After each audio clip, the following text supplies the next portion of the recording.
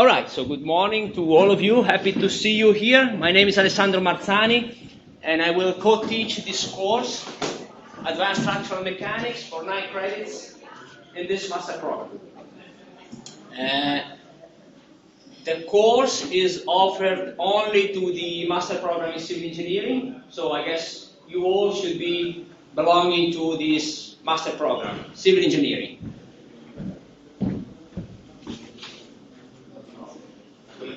As I said, I will co-teach the course with these 2 other professors, Antonio Palermo. Antonio just came in a few minutes ago. And since this year, also with Professor Stefano Mariani.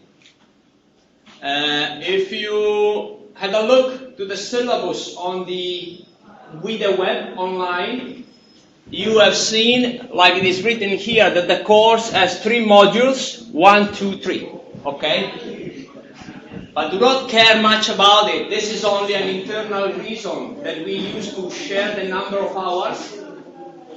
And we need to label this bulk of hours with module 1, module 2, or module 3. Regardless this module 1, 2, 3, the course is only one, is unique, right? We teach on the same pipeline, the same subjects. We go along on the topics of the course.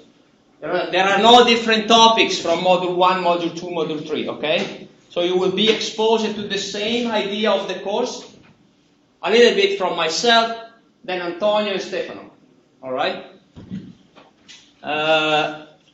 As you might know already, for each instructor of the University of Bologna, you have a web page, right? Personal web page. That is really important. It's full of information. Let me point to some of them. The link is not working, but let me find my web page. So if you browse a web page of an instructor, there are many information you can find. A brief bio, CV, publications, so something related more to research. This might be interesting for your final thesis in case. And then teaching. All right? So before I go to the teaching page, one important information that you can find in this page is here at the bottom. Office hours. You know what is office hours? You know what is office hours? Yes or no?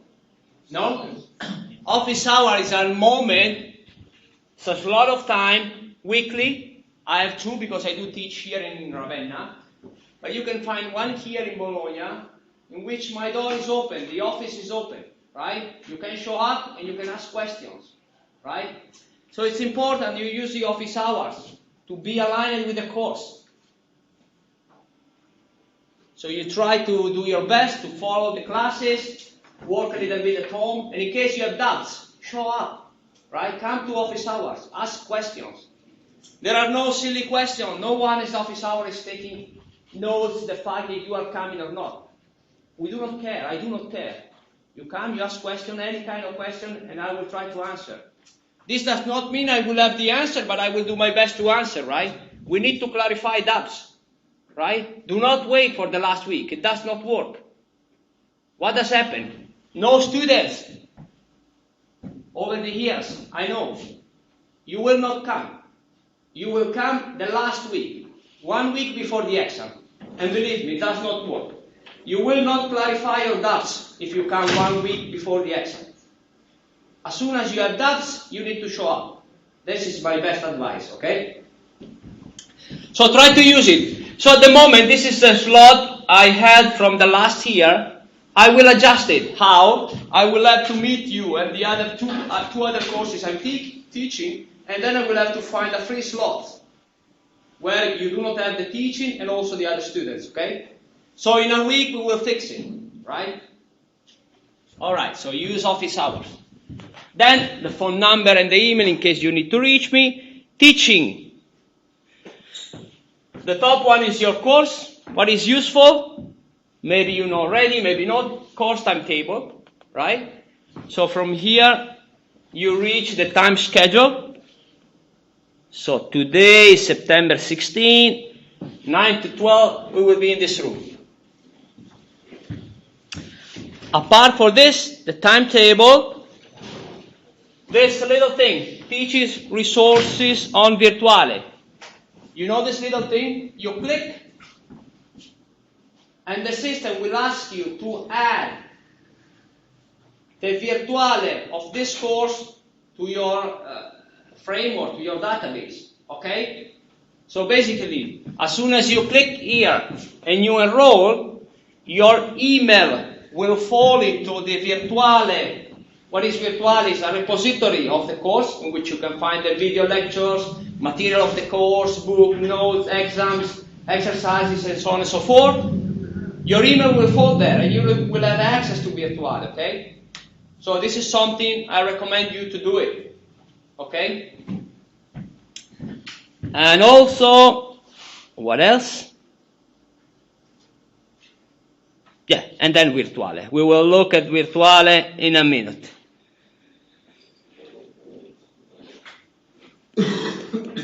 Also here, basically I noticed that you have some exam session. So this is linked. Advanced structure. Yes, 72758. So as you can see here, you see already the dates of the exams for your course. We will comment a little bit later on. And also some recent dissertation, titles of final thesis, right? Okay. Like for myself, for any other professor, it does work in the same way. All right. Of course, also Antonio and Stefano, they will have their own office hours, okay? So if you think about it, you can basically count on 6 hours per week.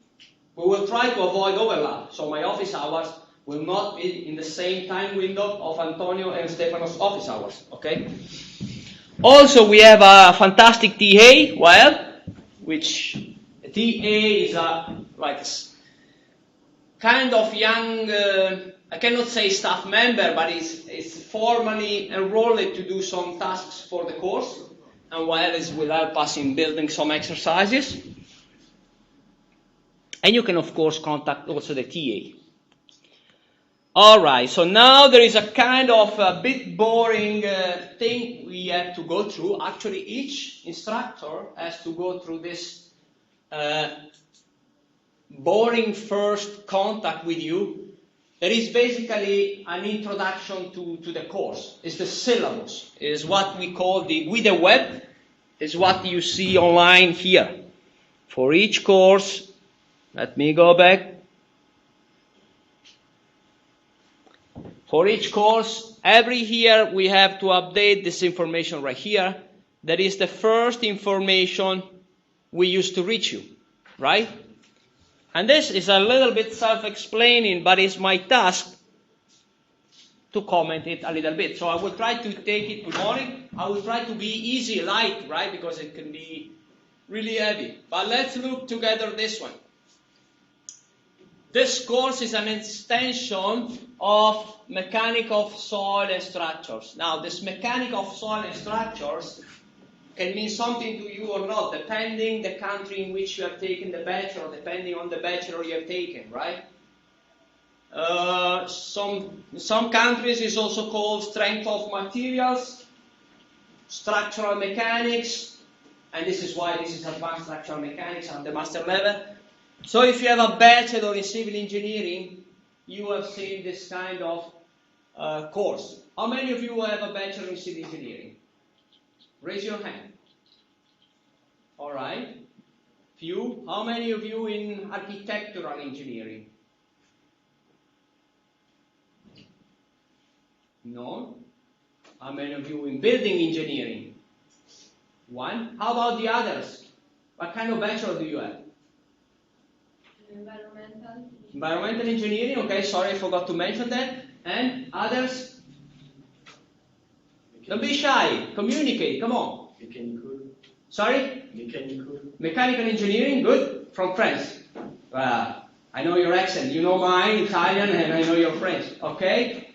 Any others? Environmental? Okay, but environmental engineering here in Italy? Yes. Yes, so you have been exposed to Scienze delle Costruzioni for sure, right? Yes. Good morning, sir. Okay, so anyhow, don't worry.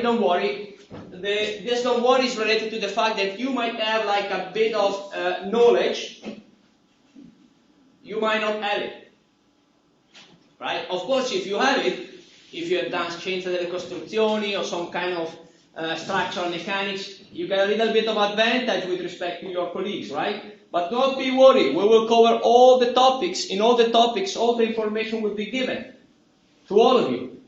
We had in the past students from biochemistry, so totally different world, totally different field, which in the end did succeed the course.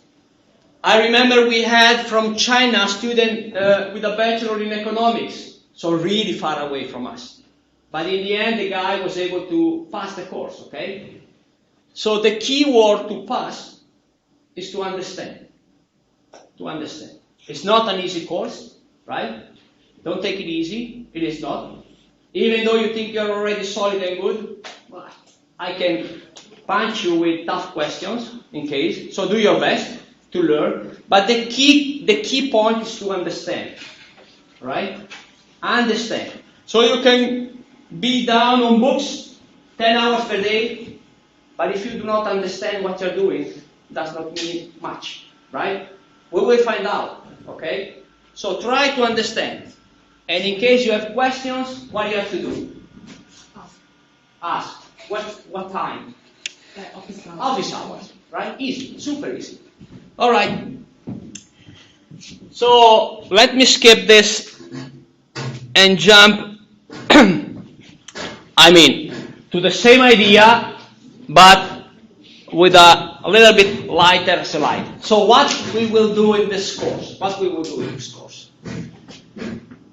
We will basically focus on two kind of structures. Structures on the left side. Let me see if I have something to write on. Oh, beautiful. Here.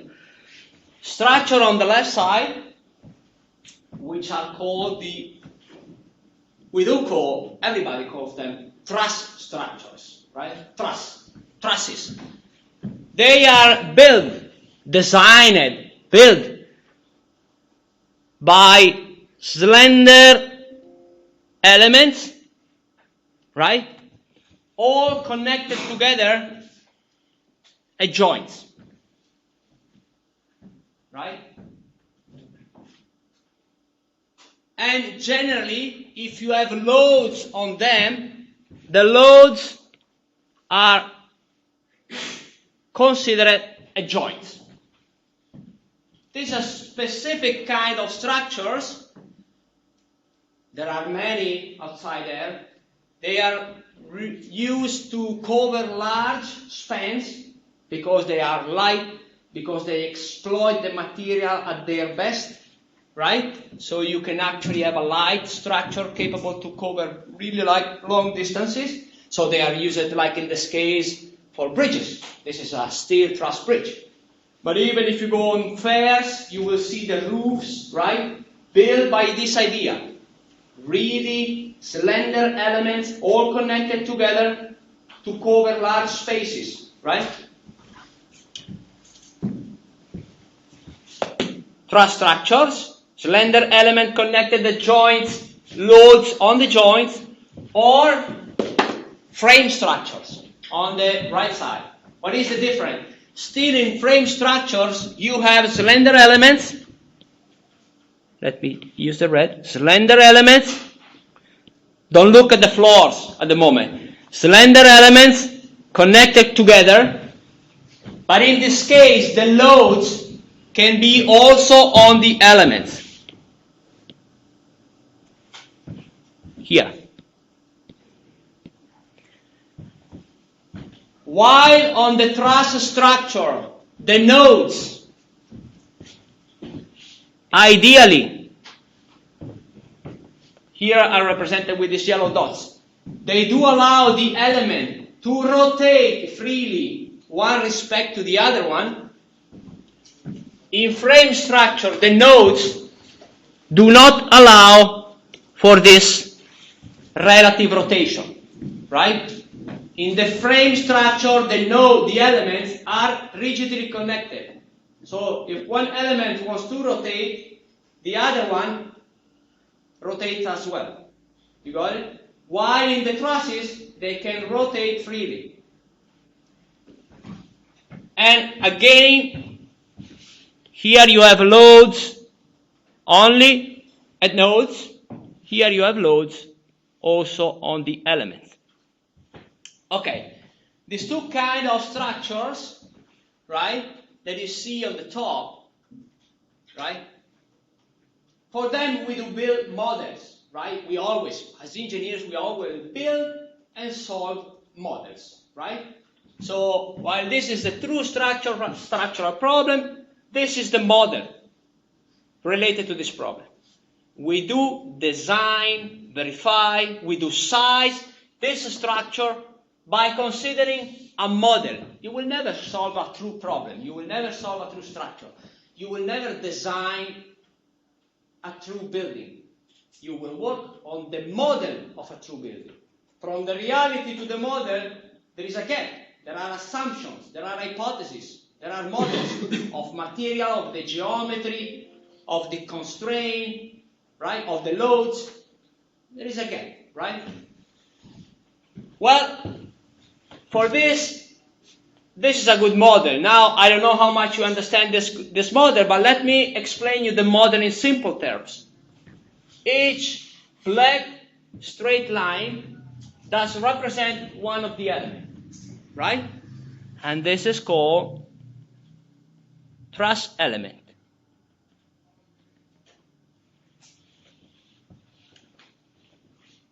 Each yellow dot does represent a node.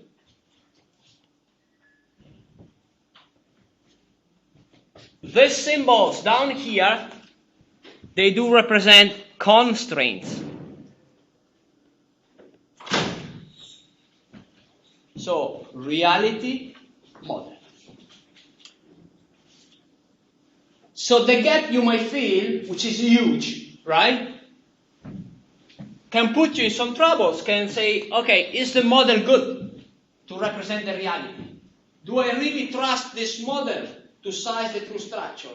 Well, you need to be sure about that, because in the end, you build the project, you sign it, you put your signature, and then you take responsibility, right? I mean, if something, which will not happen, but if something collapses, they are going to look for you, because you did sign the design of the structure.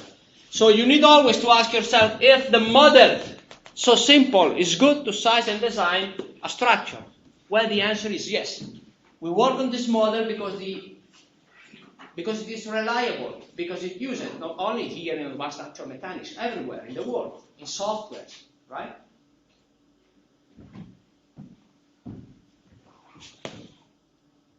So, a little model, really powerful. Here, something similar. You have each black line, which is an element, and the skull, in this case, is called the beam element. Then, you still have a node with different properties. I mean, node, free relative rotation. Beam elements are rigidly connected. And then, constraints. Right? This little thing has also two little balls, which are the wheels. We call it roller, with some static and kinematic properties. We will look them, don't worry. This other little thing is called the hinge, right? As you can see, from top to down, there is a jump. Word 3D, down 2D. You see it?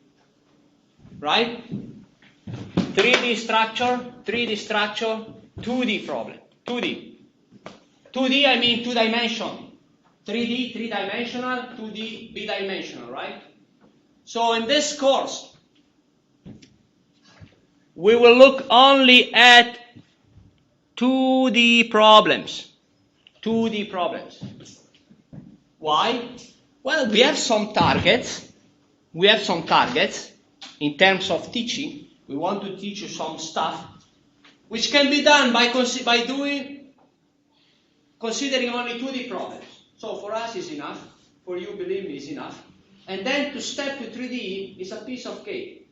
So we like more to work on simple problems. Simple, I mean, if you look up there are 100 elements, right? To be managed a problem with 100 elements, it will take us a week by hand. There is no reason.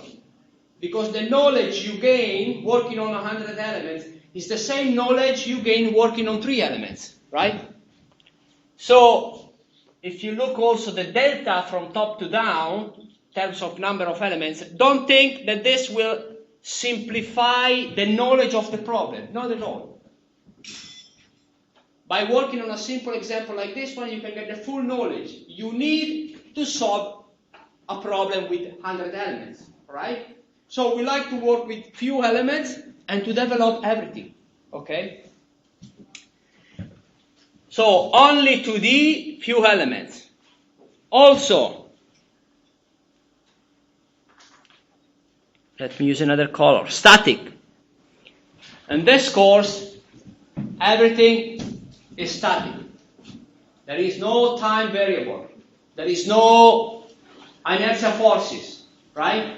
We'll look at the problems only from the static viewpoint, okay? No earthquakes, right? No wind pushing on the structure, right? It's a static problems, all right? It's enough. You will see dynamic later on. And also, we will consider only isotropic media. What are these isotropic media? Do you know? Do you have an idea of isotropic or anisotropic media? Of course, our friend from mechanical engineering is well aware of that. How about the rest? Let me tell you this in simple terms. Anisotropic media is a kind of material that you pull it in different directions, right? And the material will respond always in the same way, in the same manner. Steel. You take a piece of steel, you pull it in different directions, the response you get, response I mean load versus elongation, is always the same. So there are no specific directions inside the material which they do behave different one to the other ones. Okay? So we do call this isotropic. Okay? There are many materials which they do behave as isotropic materials. Steel is one of these. Conversely, anisotropic media, what they do? Well, you pull it in one direction and they behave in a certain way. You pull it in another direction and they behave differently. So, to properly describe the material, you need more parameters. You need more knowledge. They are a little bit more complex. Think about a piece of wood, right? You take a tree, you pull it in the direction of the tree, or you pull it orthogonally. The behavior is totally different, right? Which means, to describe the material, you need more information. This is a kind of anisotropic material. Have you ever heard about composites material? Composite. A lot of pieces, composite material, aeronautical field, automotive, racing cars, pieces, right? It's not plastic, it's composite material, which is a totally anisotropic. Anyhow, so we will somehow shrink, limit, all what we do in the course to static, 2D, and isotropic media. This is not because we want to make this simple or less exploitable. No. This is because by shrinking a little bit the view will give us time to go in depth, right? In this part right here, we go in depth, right? We analyze, we develop everything in details, in depth, okay? And then, if you build your knowledge on this one Then to step to an isotropic, of course, there is a little bit of complexity more, but you will have the elements, the knowledge to step to an isotropic. You will have the element, the knowledge to step to 3D, or to understand a 3D problem. And alike, you will have the knowledge to step to dynamics, all right? And what we do on these two kind of structure? Any question by far? Comments? All right, so what we do on these two kind of structures? Here is what we do. We do cover 3 topics. 1, 2, 3. The first topic is called structural matrix analysis. What is the structural matrix analysis? Well, we teach you how to solve these problems by using matrices or structural matrix analysis. What do I mean with solving?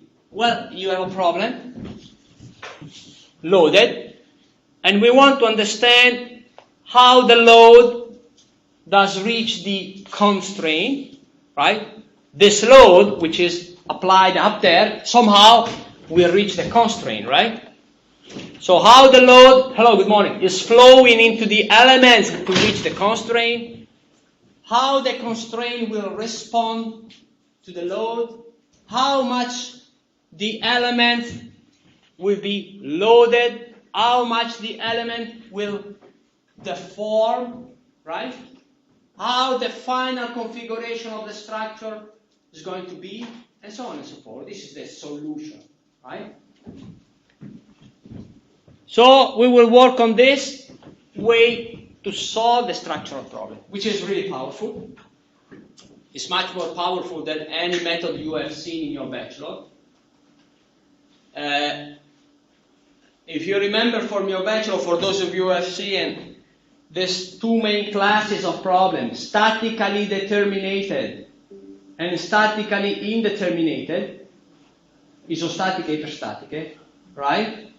Have you ever heard these keywords? Statically determinated, statically indeterminated, yes or no?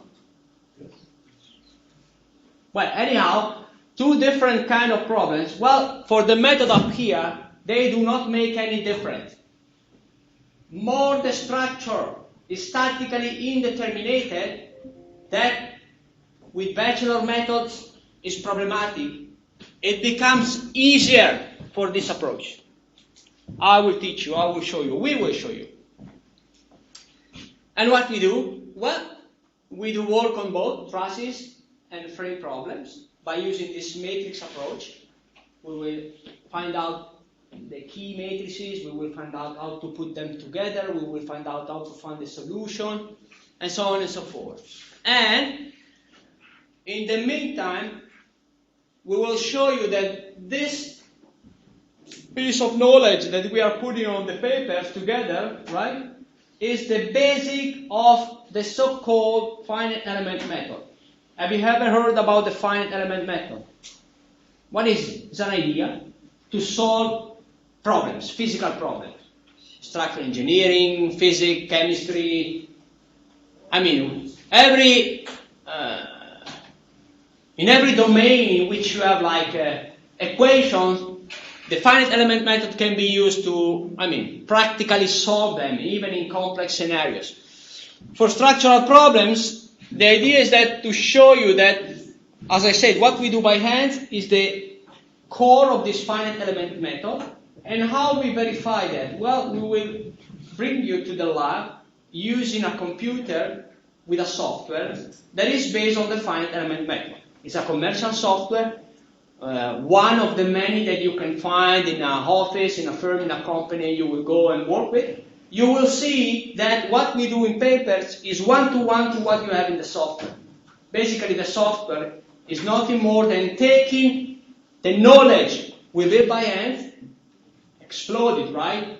If you have to solve a problem with 100 elements by hand, it's going to take a week. In the software, it's going to take a second. But the elements in the software are identical to those that we develop by hand. So the idea with this first block here is to basically bridge you from today to the use of software with knowledge, right? And this is really important for you and also for what will come next. Because softwares are really good, really powerful, really helpful, but you need to use them with knowledge, okay? One of the main problems is to be in an office, first day of work, be in front of a software, put numbers and run it, and get results without controlling them. It's a big mistake, right? Of course, generally, some senior person should be there to help you, should be there to check you. But, I mean, working with a software does require to be aware of what's going on. You get this one, right? But let me make it easy. You build with a software like 5-story buildings, right? Under the wind load. You run it, and then you will get that the top floor will displace like 10 meters. Is it good or bad? Is right or wrong what you have done? I don't know, you should not expect a displacement of the top floor of 10 meters, right? Because of the wind pressure, right? So what I'm saying here is that software, you put numbers in the input phase. You put numbers, you run it, and the software will run. The software is not intelligent. If for a cross-section of a column, right? You want to design a cross-section of a column of 30 centimeters by 30 centimeters, right? If by a mistake you put 30 millimeter by 30 millimeter, the software will run, will not complain. It doesn't know that you want 30 centimeter column and by mistake you put 30 millimeter. The software cannot know. The software will run. And then you will get large displacement, right? Alright, so this is the topic number 1. It's going to take like a month. How we work on this topic number 1?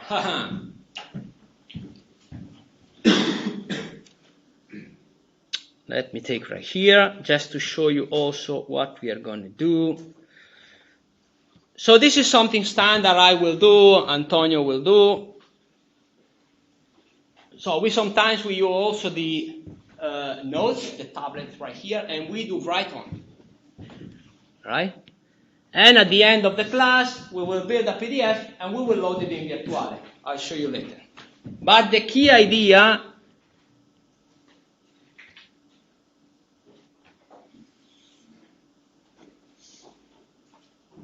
this is time. This is, I would say, your effort, our speed of teaching, and blah, blah, blah. Today we are here, time 0, right? So how it's going to work? Something like this. And this is the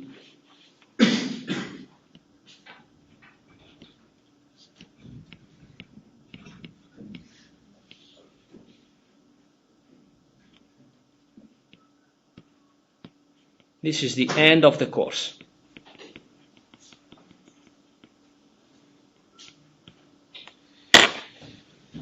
So the speed of teaching, the density of topics, the effort you have to put in is going to move like this, right? So we will start gently here. Basically joking, right? Like I'm doing right now. And then by time goes on, we will push more. We will push more. We will push more. Why? Well, at the beginning we need to understand each other a little bit. I'm not a mother tongue English, so I need to understand that you understand me, which is one reason. The other one is that some of your colleagues, they are coming in this moment, they are still waiting for the visa, so they will join the class later on. September, October, November, December, they will continue to come in, right? So what I have in mind with this one, that more we are able to wait a little bit, more we, go in favor of them. We do wait a little bit before we push. And in this, there is also something I have to ask you. So try to communicate with them. try to communicate among you, but also with them. New people coming, try to support them. Try to share notes, try to share info. They can come like in 50 days and be lost. What I have to do, where I have to go, what I have to look for. So try to support them, right? Try to share information. This is going to help us a lot, help you as well. And it's important to share, especially today. But be ready, because at the end of the course we will push a lot, right? We will come to class, we will deliver knowledge, and then we will ask feedback. Okay? Good. Second big topic. So, this first topic, sorry, I forgot to mention, it will run more or less here.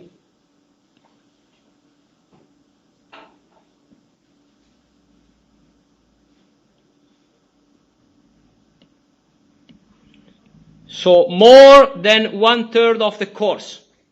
More than 1/3, right? Because more than 1/3? Well, because on this topic right here, we build knowledge. We build knowledge that we use also in the other blocks. Block number 2, buckling analysis. Have you ever heard about buckling? Some of you yes, some of you no. No worries. We will go over the buckling topic. But basically, buckling is the major problem for structural collapses. Hello, sir. Good morning. No worries. Main problem of structural collapses. Basically, you design a problem under certain loads, right? Under certain loads, and because of and with a structure in a certain configuration. So what you do, you have the actor, which is the structure, and the enemy, which are the loads. I'm pushing up the structure, down the loads, thinking about the dead loads, right? But loads are really different. There are dead loads, weight, right? There is wind, earthquake, there is the sun, temperature, right? Loads are really different, we will see some of them, but in general you have the main actor, principal character, which is the structure, and the enemy, which is the load. And you make a design with your structure capable to support the loads. But for some reason, the structure can change a little bit configuration, right? It goes in something that was not predicted during your design. You design something like this, and because of some reason, the structure goes like this. So this was not predicted, and it can be really dramatic, can take the structure to collapse, right? Well, to avoid this one, there is this main topic, which is called buckling, which basically allows you to consider the structure in this configuration and in this one, and take countermeasure, okay? Do a safe design. And what we will do? Well, we will approach the topic by working at first with simple rigid system. Rigid should be somewhere here. Yeah. Rigid system at 1 and 2 degrees of freedom. We will look at several approaches to study the buckling, and then we will use the knowledge here, matrices that we have seen up there, to study the buckling problems, right? So here is where we make the link. Knowledge there, exploited here for another reason, the buckling. And then we will show you how the buckling analysis can be run into software. You now take a finite element software, right? There are many for civil engineers, and you will go into the solvers and you will find static analysis, buckling analysis. It's something independent which does run and perform the buckling analysis. So before you use that solver, you need to be aware of that. And this is what we teach you there. Finally, block number 3 is the one in which we will push more at the end of the course, and is related to plastic analysis, right? Of course, if I say the word plastic, you have already an idea, but let me explain you in simple terms.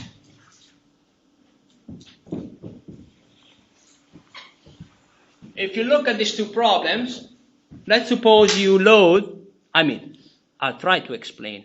I don't know if it's going to work or not. But let's suppose this load is a concentrated force. Unit of measure of the force is, how do we measure the force? Newton, right? Let's suppose you load the structure by 1 Newton. By means of the analysis we will do, you will find the reaction forces here, how the loads will flow in the structure, and so on and so forth. And everything will be related to 1 Newton load, right? If the load is 0, the structure is sleeping. No loads in the structure. If you load by 1 Newton, you will get an effect here proportional to 1 Newton. Okay, we will understand how to find this effect. Then I decide to load by 10 Newton. What's going to change with respect to the previous solution? Well, everything will be multiplied by 10. If the approach you use to solve the problem is linear, what does it mean? All the effects you get here, they are multiplied by 10. Super easy. But then I decide to load with 10 to the power of 9 Newton. And what's going to happen? If the analysis is linear, all the effects you get here, they are multiplied by 10 by 9. You got it? All right. So now let's suppose that if I load with 1 Newton, this will displace by 1 millimeter, which maybe is feasible, right? Difficult to answer right now because we do not have the dimension, right? But let's suppose you have a structure with a meter scale, you in 1 Newton, 1 millimeter. What does it mean? If I load this by this much, this will move 10 to the power of 9 millimeters, which is unfeasible. Something will break, right? But if you run a linear static analysis, right, there are no bounds. There are no bounds. You find the solution for this one, you find the solution for this one. This one be reflecting the reality, this no. So in order to account for this, we need to put an upper bound in the structural behavior. We understand that in reality, if I pull this, I pull, at a certain point this will break, right? So we need to put this upper bound in the response of the structure. How we do it? How everybody does? Plastic analysis. What is this plastic analysis? We will start to say from here on that the material cannot be loaded as much as you want. Can be loaded up to a certain point and then it will break. And then we will look how this non-linear response of the material will impact the solution of our problems. Trusses and frames. And then guess what? At the end, we will take you to the software and use in the software another solver, which is called nonlinear solver. Why? Because it's capable to handle this kind of problems. So the idea of the course is basically this one, no more than this one. We work in class, we look at the knowledge in depth, by hands, right? Numbers, parameters, how to combine them. And then, little by little, we bridge you, we take you to a software in which the same stuff will happen. But you will not see it. You will not see the inside of the software. You will not see the code. You will not see in clear the matrices, but they are there. You will see the matrices if you go to the user manual of the software. Right? When you run a software, you only see the data input and the data output, the results. Well, we will teach you what is in between. Okay? Any comments? Any questions? No comments? No question? All right. Well, be ready. Teaching method, we can skip it. You have seen already. We will be here talking, using this screen, using the tablet. We will also go in the lab using a software. We'll use a couple of softwares, and that's it. All right, okay, good. Here are the softwares.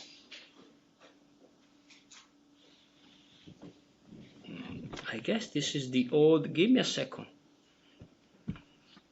No. Advanced Structural Mechanics 25, 26. All right. Okay, never mind. Okay. Two softwares. Left this MATLAB. What is MATLAB? It's no more than a big calculator. How many of you have ever heard about this MATLAB? Well, a lot. Good. So for those of you who do not know what is this, it's a big calculator. So you open it, and you can type 2 plus 3, and the guys give you 5, right? You can type also a matrix, product, another matrix, and it will give you the result, and many other things. You can type the sign of a function plot, and it will plot you the sign function, and so on and so forth. So many things. We will only look at a little bit of it, but the idea to bring it right now, first day of this class in the master program, is that apart from this course, you will use it. You will use it also in other courses. It might be useful for your thesis, right? So because as a student of the University of Bologna, you have access to the full license, well, if you have your own laptop, give it a look. Maybe you want to download it and use it, okay?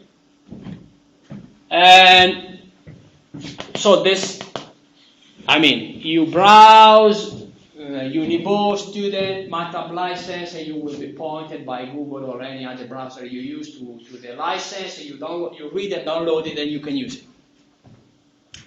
Then, of course, in the lab, we will use it together. This is, of course, as a cost, not for you at the moment, but when you are over of the University of Bologna, if you want to have it, you need to pay. While this one is pretty much similar and is free, right? This is Octave, is released on a free open software idea. It basically does the same. So the same, let's say, scripts you run here, they can run here. Okay, so we will use it a little bit just to expose you to it, which can be useful.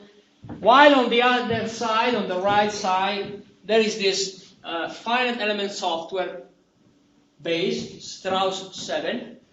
Some countries is sold with the name of Strand 7. I don't know why, but who cares? Which is a software specifically designed on the base of the finite element idea to solve structural problems, right? You see two different kinds of structural problems. You have like a 40-story building here, and then you have a detail of a connection, right? Well, the software can handle both of this thing, right? And which idea is going to use? The idea that we will teach you, right? These matrices, this structural matrix analysis, okay?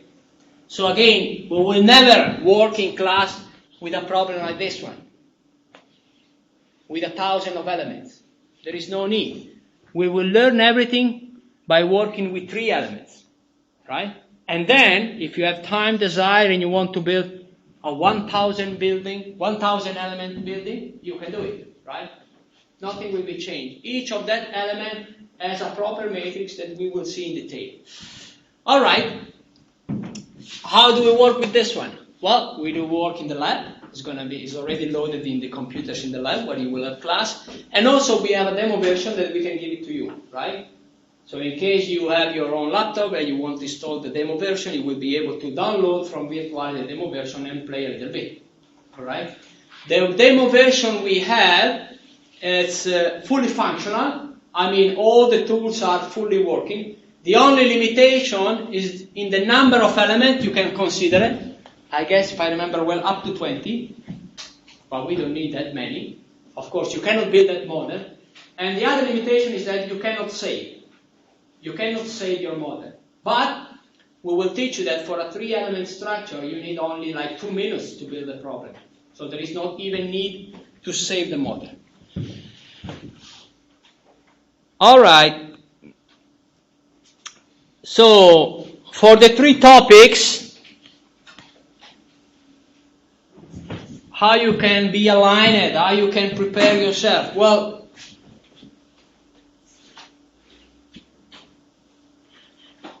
the structure nodes, what are the structure nodes? Are those we build every day in class? Let me show you. Let me show you. If I take the virtual, where it is? I didn't open it. Alright, never mind. Let me open the virtuale.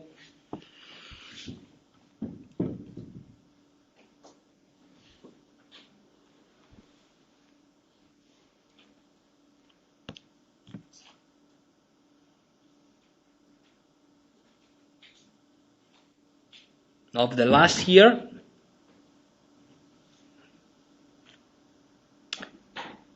What's wrong?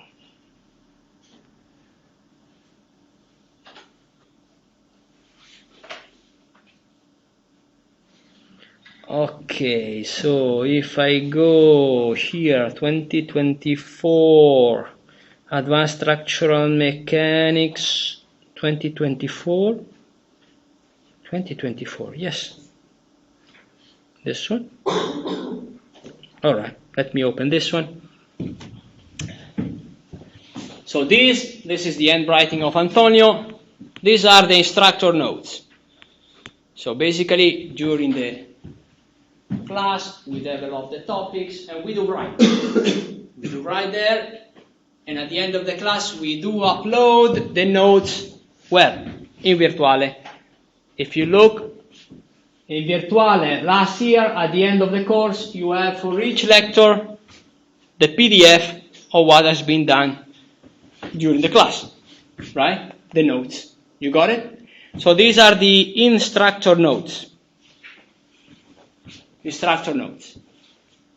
Then, along in Virtuale, you will find what?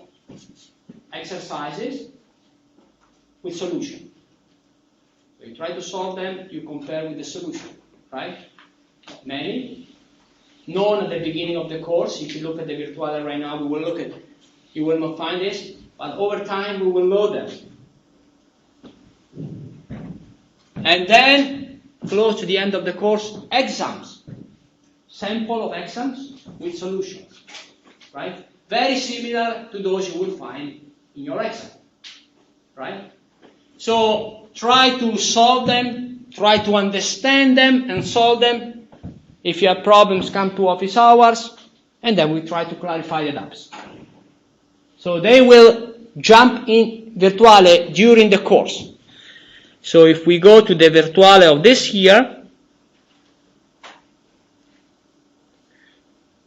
you will not find them, of course, at the moment, because we haven't done it.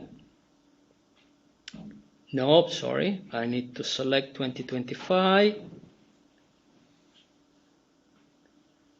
2025, here it is. Kind of slow, but here.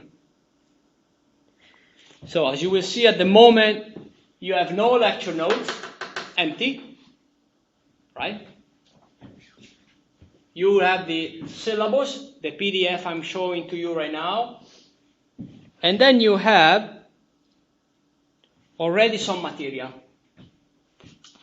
Something on structural mechanics. What is this something on structural mechanics? It's something related to your, maybe to your background, or are some basic information that we do exploit them, we do use them in the knowledge we have. So it might be good if you go and look at these two PDFs.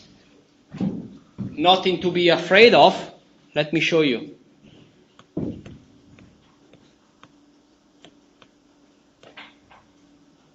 For instance, this is a cross-section of a truss or a beam element, and we point you the attention. Do you have the concept of area? I suppose yes, right? Do you have the concept of static moment of area? Yes or no? Do you have the concept of the centroid? Yes or no? Right? Do you have the concept of moments of inertia? Yes or no? Well, we can work on them, but it's good if you go through these PowerPoints, these two PDFs, and you revise this, okay? Also, let me go back. Alright, so this SM01, SM02. Then you can see something, or maybe let me pretend to be a student, so you will not see that. Cambia ruolo in studente, and let me put it in English, where it is. Lingua, English, okay. All right. So now I'm seeing the virtuale the same way you see it. And then what you see already inside virtuale? Well, slides, right? PDF, notes, or apologize. I need to remember to turn off the phone. Related to topic number 1, advanced structural mechanics. Structural metric analysis, right? So topic number 1, the first one we do, you have already the slides with the content of the topic. Let me open one of them. So you see here something we will go over. How do we go over it? Well, sometimes we do look at the slides and we comment, really clear. Sometimes we do write. Okay, in case we want to say something more, we do write ourselves. If not, we simply comment here, and then you will find it there. And then, guess what? Material for the topic number 2, and material for the topic number 3. Okay, plastic analysis. These are the activities you will run in the lab at the computer with the software. So of course you will be there with the instructor, which will guide you step by step to use the software. In case you miss it, you want to revise it, you want to look at them. All the steps you will take, they are already here, right? Are already described there. And you have it. For the software, you have also the manuals. Nothing that you have to study. Nothing that something we do ask for. This is only for you in case you have desire to understand more, to see what the software can do. The software we will use can do much, much more than what we will cover, what we will look at, right? And then some MATLAB scripts. Really easy. We will run them together just to punch a little bit, just to expose you to the use of this MATLAB, in which we will do some little tasks, of course, totally aligned with the course. And then here, right, there are already some exercises loaded. Some more will come. If I show you how do I see this,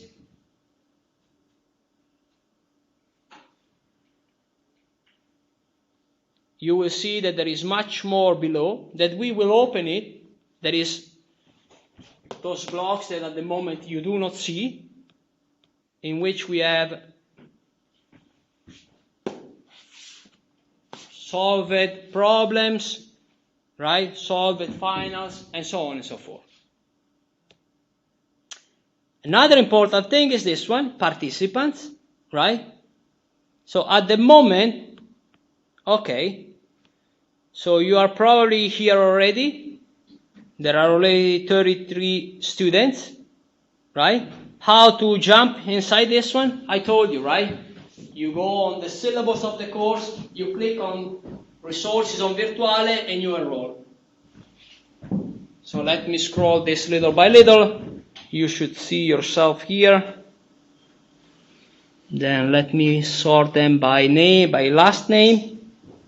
No, this is sorted by first name. Last name. How it's possible with N?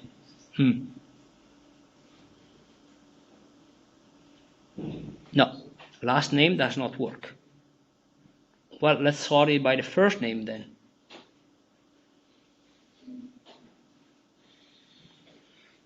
All right. So if you have problems in enrolling to this Virtuale, just let me know. Every time we reach the class, we write to this email list, right?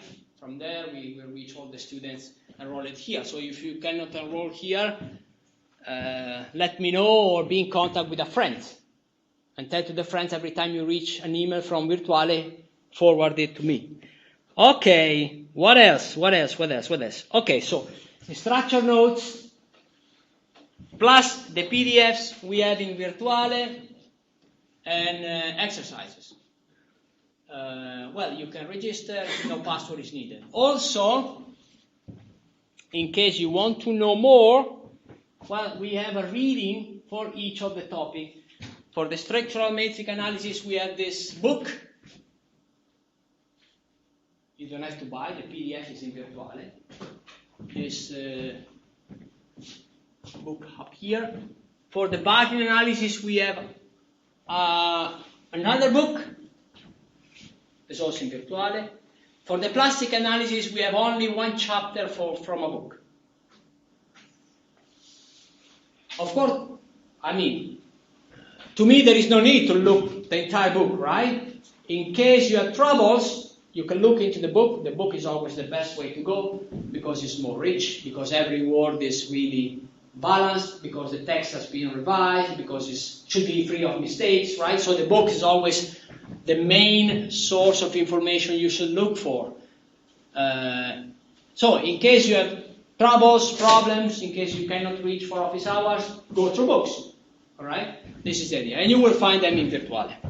So we know now pretty much what is virtuale.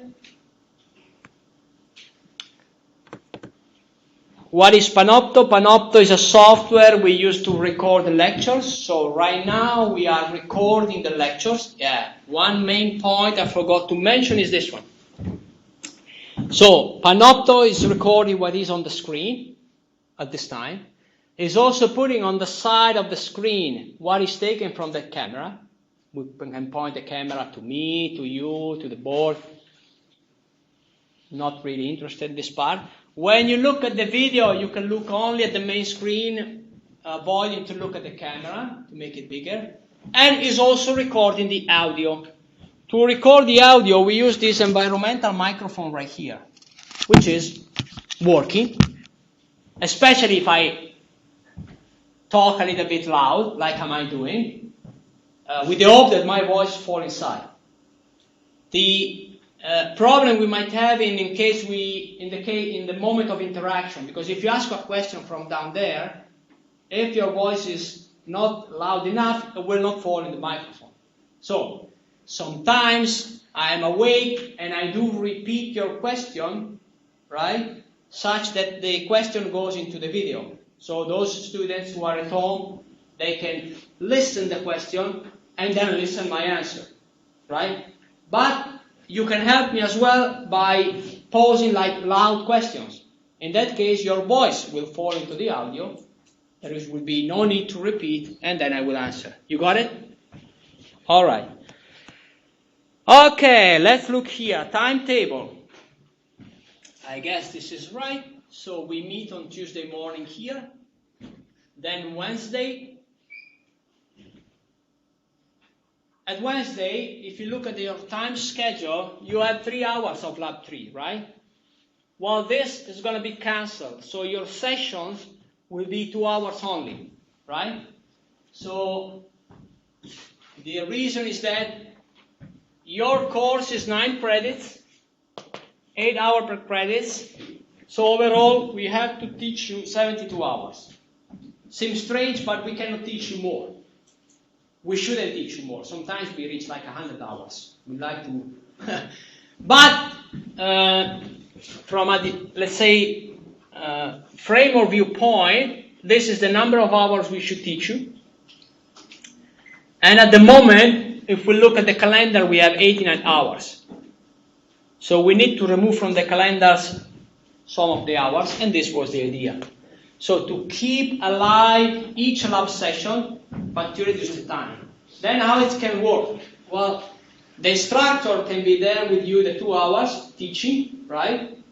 And then you can stay longer if you like, right? If you need to close something, if you need to try, if you have a question, you have a little bit of extra time. And then Thursday, room 01. All right. So try to be on time, and then 10 minutes after the clock we just start teaching, okay? There is nothing bad in jumping into the room later, but try to be on time.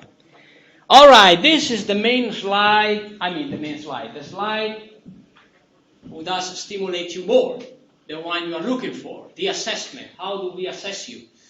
How does it work, the exam? Since like Yeah, probably since the beginning of this course was 2009.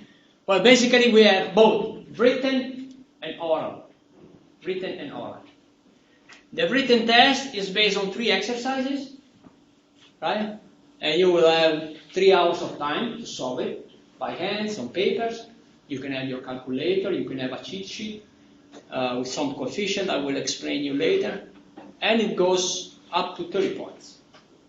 Right? In our system, you might know already, 18 points is the minimum, 30 is the maximum. Then if you are exceptional, you can get 30 cum laude, right? And the written test, 3 exercises, 10 points for exercise, you can cumulate up to 30 points. And then there is the oral test. The oral test basically run over 3 questions on the topic of the course based on the homeworks. Let me explain you what is the idea. I'll ask you something first. How many of you, who has never done an oral exam? Have you ever done an oral exam? No. Well, what has happened is that, here in Italy we use both written and oral exam. Many countries, written and oral exam are an option. In other countries, oral exam does not exist. So some of you have never taken an oral exam, right? There is nothing to be afraid of, it's only like a discussion. And we designed the discussion to be on the homeworks. What are the homeworks? Well, topic number 1, close to the end of topic number 1, we will give you a homework to be solved at home, right? You can take the homework, you have 1 week to turn in the homework. It's an exercise. It's not really for us. We will not score your homework. We will not give you any points, any grade on the homework. The homework is for you. It's the right time after the completion of a topic to test yourself on the homework. You can do the homework yourself. You can do with your friends. You can copy, right? It's up to you. Okay? Our best advice is that you test yourself, you do it. It's a moment to understand if you have understood. Where do we verify the homework? At the oral.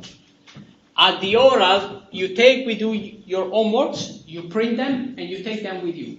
And we ask you questions on the homework. Really simple. What you have done here? What is this? Why you have taken this step? Why you do this operation, right? So, the oral, if you have done yourself the homework, is super easy. You simply have to say what you have done. Okay? Out of 100, 10% of students. No, I'm too bad. Like 25% of students. No, too much. 20% of students are really aware of their homework. Most of the time, they are in a hurry, they are scary, they do copy. And they do come to the oral with the homework. First question, have you done the homework? Yeah, I've done it. Have you done it yourself? Yeah. Did you copy that? No. Okay, what is this? Blank. Okay, what is this? No. So where you do consider this? No. Okay, this is the biggest mistake you can make. So try to do it. If you want to copy them, this is up to you. But you need to be aware what is there, okay? What is inside, okay? Don't play with us. We do understand too easily that if you have done it or not. All right, so there are going to be 3 homeworks, right? They are for you. On one of topic number 1, one of topic number 2, one of topic number 3. Okay? Exercises. Like you practice at home. And then what we do? Well, the final grade is somehow the average of the 2, right? 30 in the written part, 18 in the oral part. We do more or less average, right? And we are generous. We try to be generous, okay? Keep in mind that our system, the Italians for sure know, but you might not be aware of it. It's not like a fail-pass system, right? It's not like you take the exam, and then in the end you can get 30, 25, 18, 14, 10, and it goes into your career. and you move on. No, this is a fail-pass system, right? You can get A, B, C, D, E, F, fail, and you go on. No, our system is that you take the exam and we propose to you a grade. Okay? Based on your written, based on your oral, today I propose you 25 over 30. And then you can accept or reject. I mean, not in advanced structural mechanics only. All the courses you have in the master, okay? So the final word is yours, right? So you are the last saying, okay, I'm going to accept it. No, I want to retake it. This is up to you, okay? From our side, at least from our side, we have to open by regulation 6 exam calls per year. At least you need to have 6 open possibilities per academic year, right? You can have in a course even 20. That depends on the instructor, right? On the idea of the instructor. We do open 6 of them, the minimum. Why? Well, because I do believe it's the best option for you. Not to have 20 possibilities. That is, I can take the exam today or I can take it in a week. No. We give you 6 possibilities per year. We give you the dates right now, so you know them in your agenda. You build your plan right now. You should have the exams for advanced structural mechanics, for the other courses, and moving along, you make up your plan. I want to take this first, then this one, then this one. Or you make up your mind. Working on the agenda today is like it's more important than, any other. Not more important, but it's really important to be able to work on your personal agenda, right? What I have to do, when I want to do it, and so on and so forth. So, orange column, written exam. These are the dates. They are already established by us. They are already loaded into the system, Al-Mesami, which is the official platform we use or you use to enroll into an exam.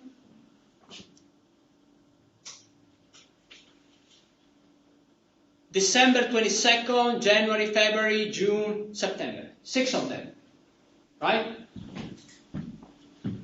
9 in the morning, 12:30, we run the written. How does it work?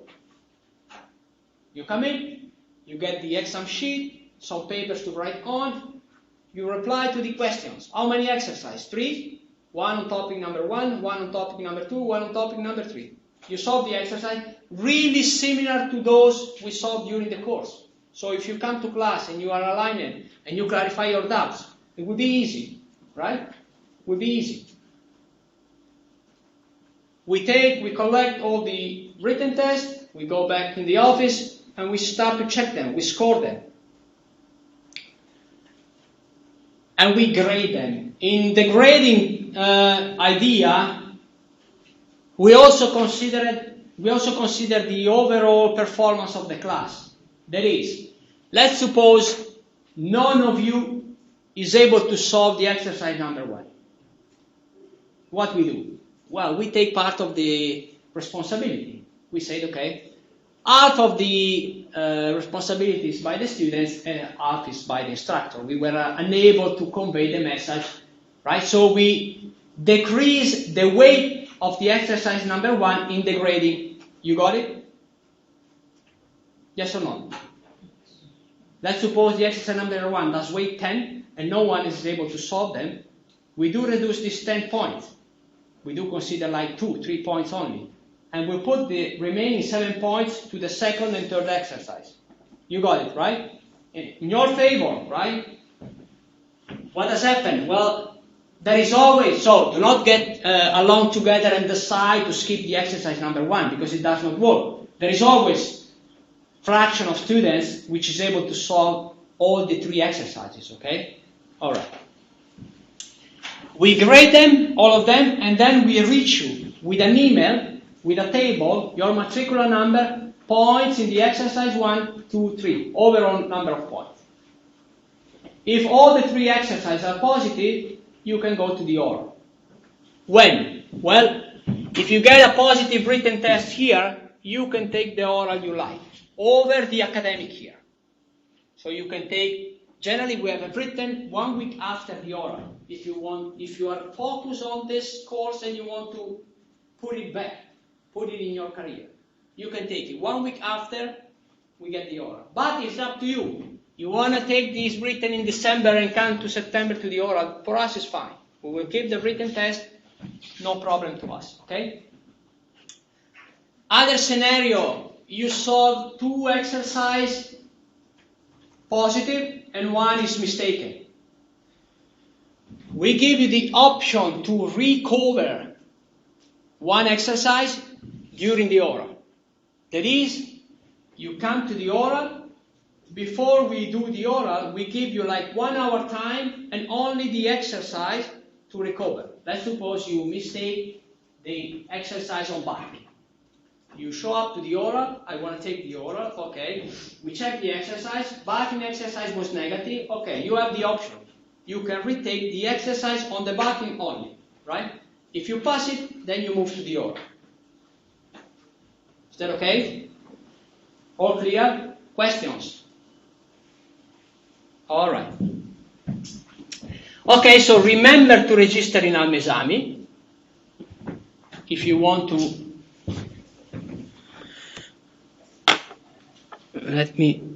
This is the way.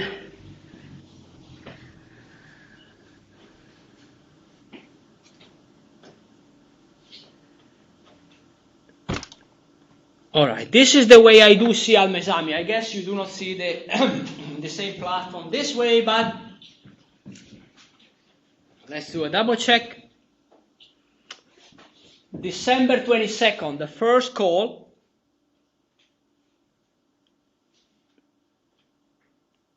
Here. Can you see the white here, row?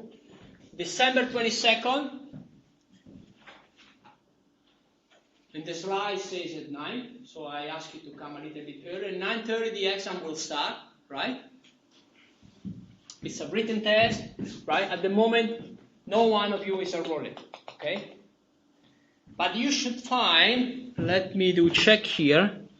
Modify, now it's in Italian, no worries, modify. You can enroll to this one from, let me change it. Let's suppose you can enroll from today, from yesterday.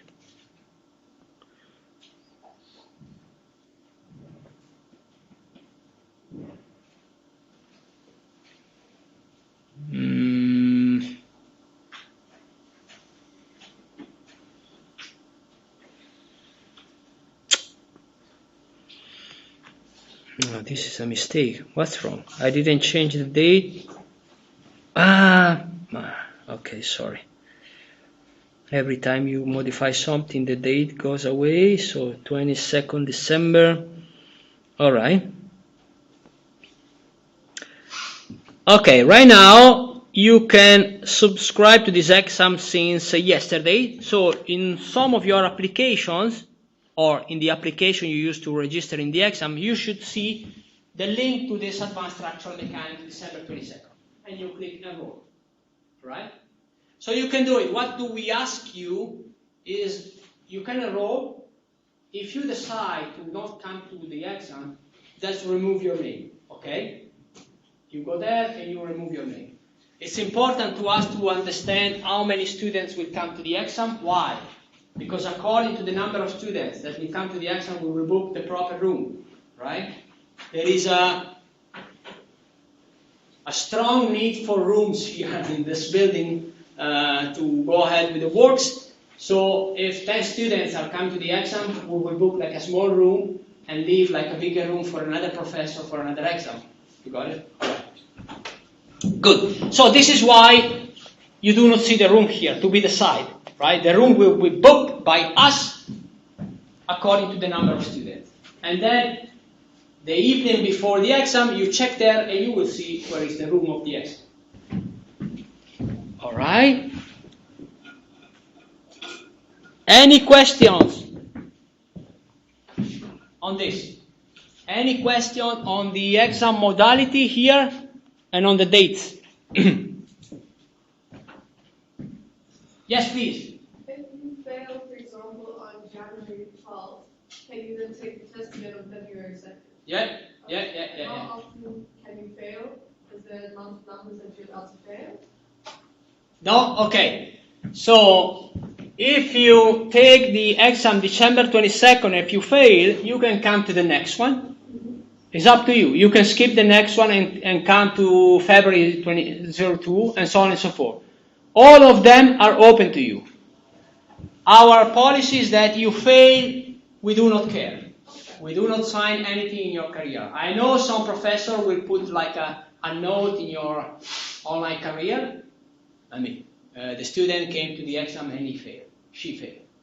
We do not do that. It doesn't make any difference to us, okay? And yeah. All right. We are almost done. So Almesami, I did show you. This is my web page. We saw this at the beginning. All right. This is a little map that you will find in the syllabus that shows you what? Well, this is the bar, the canteen. Main entrance there, the canteen. The long corridor. If you go to the first floor, long straight corridor. At the moment we are teaching here, right? Ground floor. You go to the first floor, long corridor, down. Where is it? Down? No, sorry. Yeah, this is the exit. Long corridor, down here. This is my office, right? My office, Antonio's office, Stefano's office. So you go there. There is like a wood door, like a big wood door, and there is a phone outside, right? You dial the phone. There is a piece of paper with all the numbers. Sandro Marzani number. You dial the number, and you reach me in the office. I'll come and open during office hours. During office hours, you can come. All right. Also here you see where is the lab room. Generally we take exam there. Sometimes where the number of students is not big. And also here the lab tree. Do you have lecture in the lab tree? Exactly. This is the lab tree, which is basically is like you go in the canteen. You know where is the canteen? The mesa, where you get the food. Before reaching the mesa, there is a stairs going down, and floor -1 there is the lab tree, I guess. Anyhow, check. What else? Well, nothing much. Before we take up, I have a little story. Questions. I have a little story on the maybe fun, maybe not. I have a little story on this office hour thing. Phone number, right?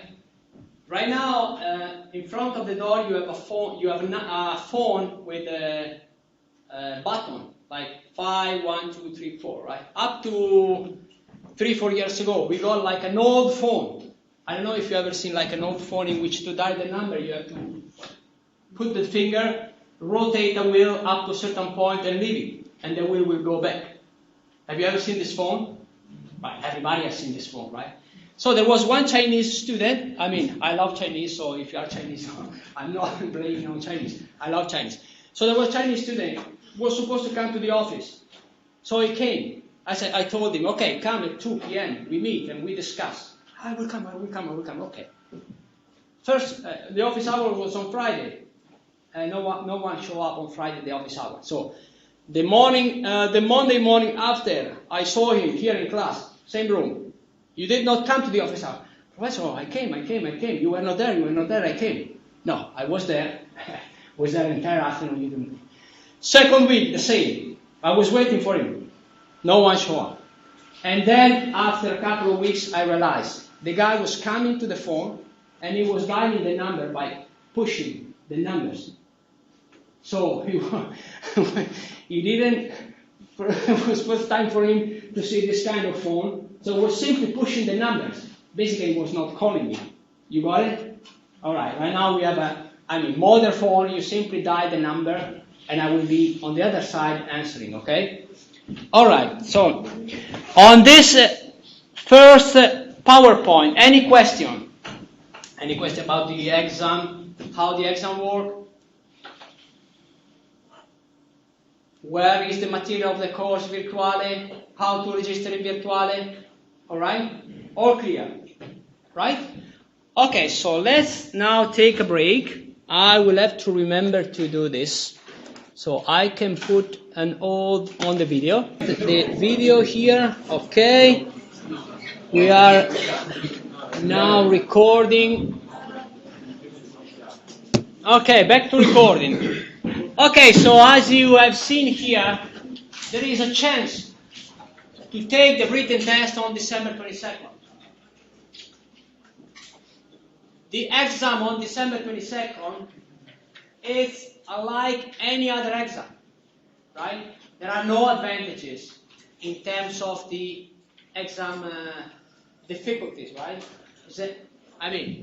The exam you can take here is difficult like this one, like this one, like this one, like all of them equal.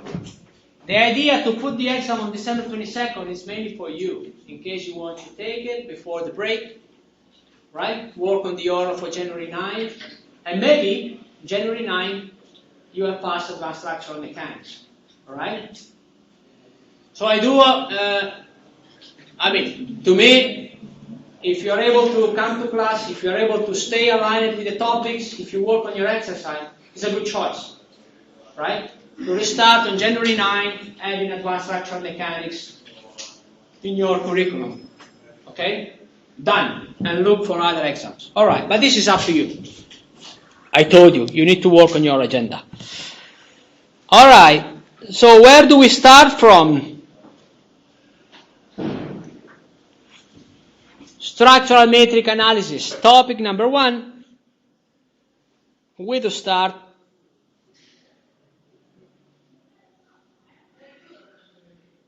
Let me do something for a second.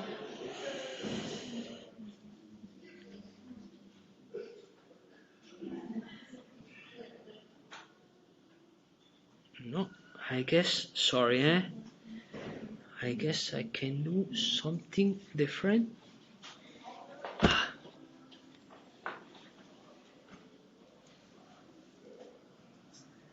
Why the folders?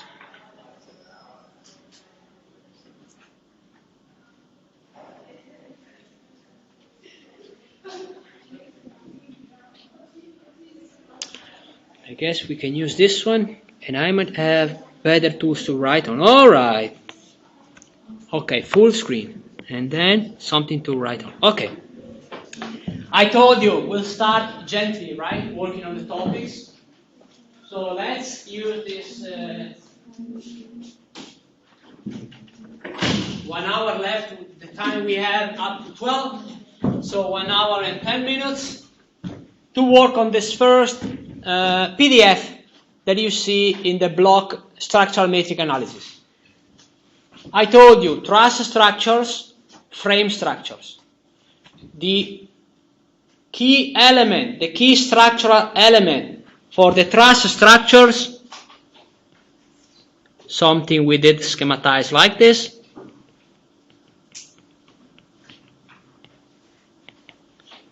is this, the truss element. And where do we start from? We start looking at the structural model of the truss element. How a truss element does work. How do we model it? What are the laws ruling the behavior of the single truss element, right? Once we understand this, we can step on the idea to put truss elements together to form a truss structure. So at the moment, we only look at one element. Truss element. In some books, it has a different name. It's called the bar element. Same stuff. Truss element, bar element, identical, okay? In doing this, at first, we'll look at the so-called mathematical model. So what is the idea? we have a trust element,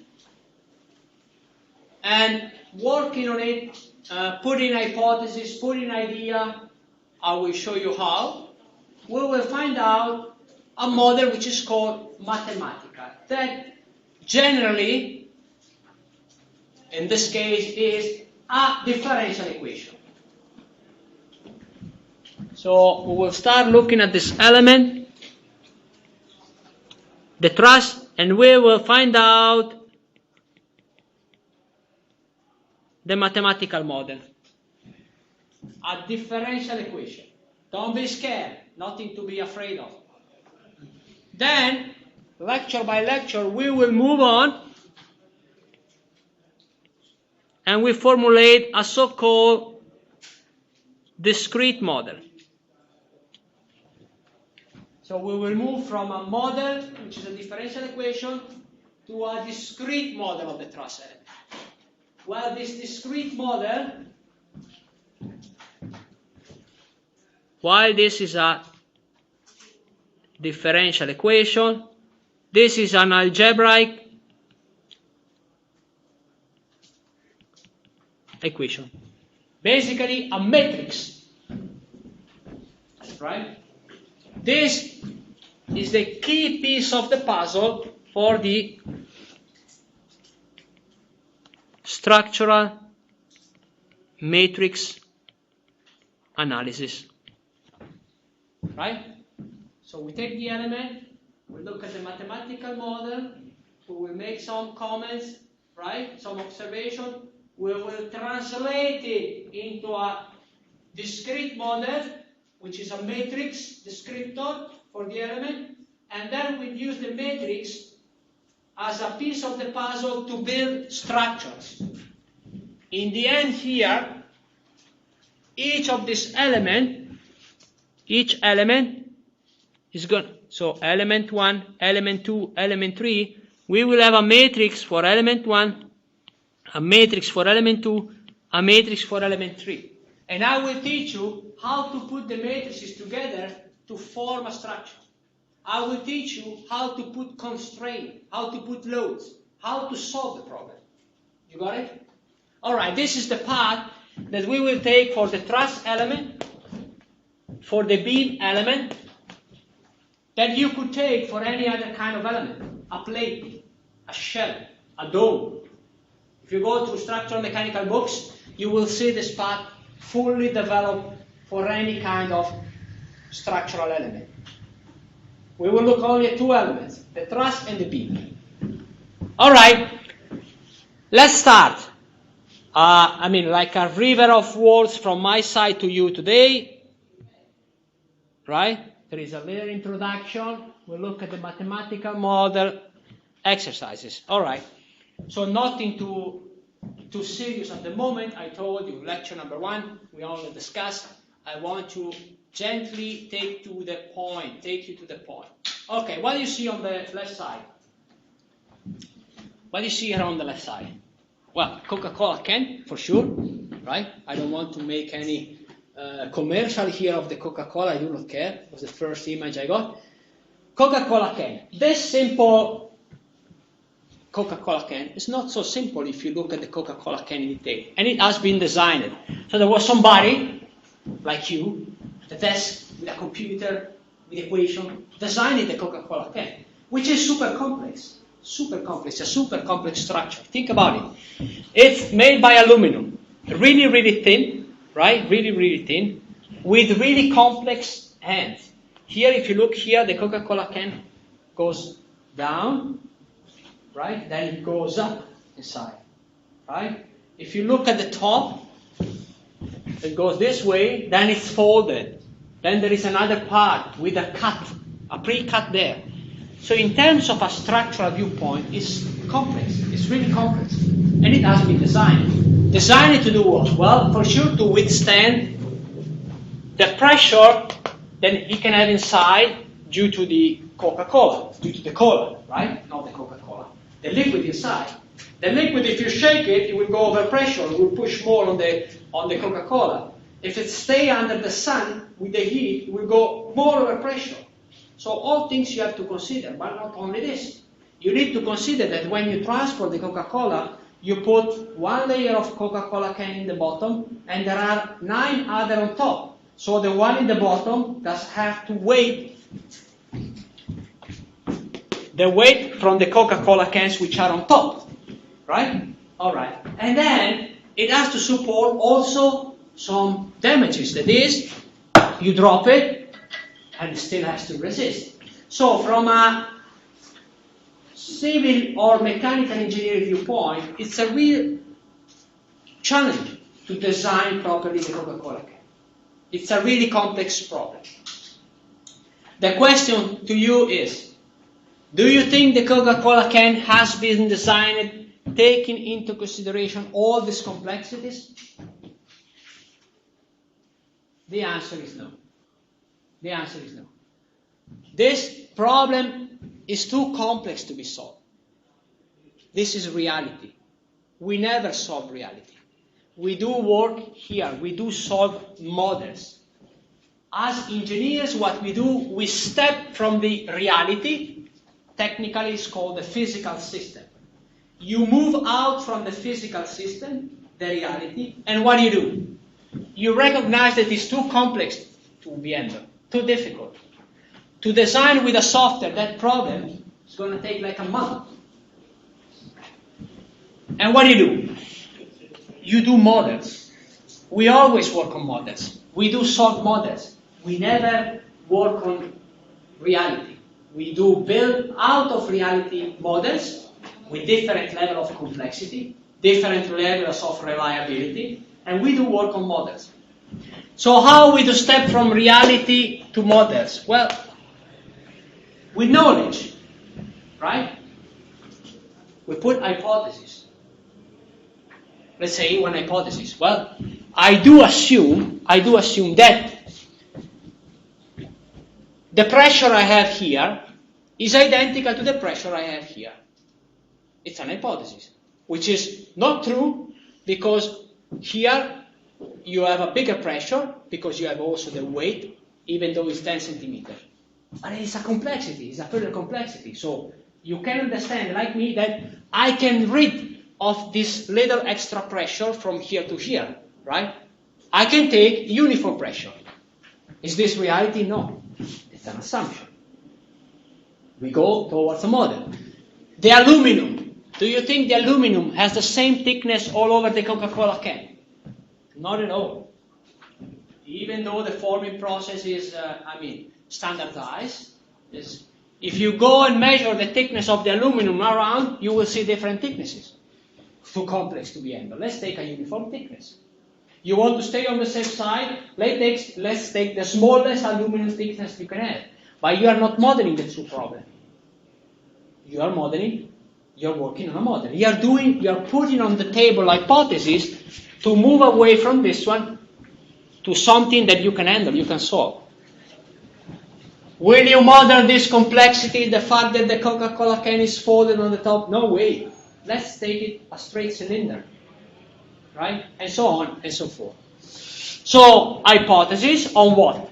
On the loads, pressure, on the material, on the constraint, right? To move away from there and to build a model. What you can put also inside? Well, experimental evidence. That is, for the aluminum, I have to put inside the properties of the aluminum. Where I can get them? Well, I can get the properties of the aluminum if I run an experiment on the aluminum. If I test how much the aluminum can be stretched before it plasticizes, right? So out of a test, which has been done somewhere else, by somebody else, which has reported in a book, right, or maybe in a standard, which are the properties of the aluminum I'm using to build the Coca-Cola can. I'm not working on this aluminum. I'm working on a standard properties of aluminum that somebody has given to me. Model.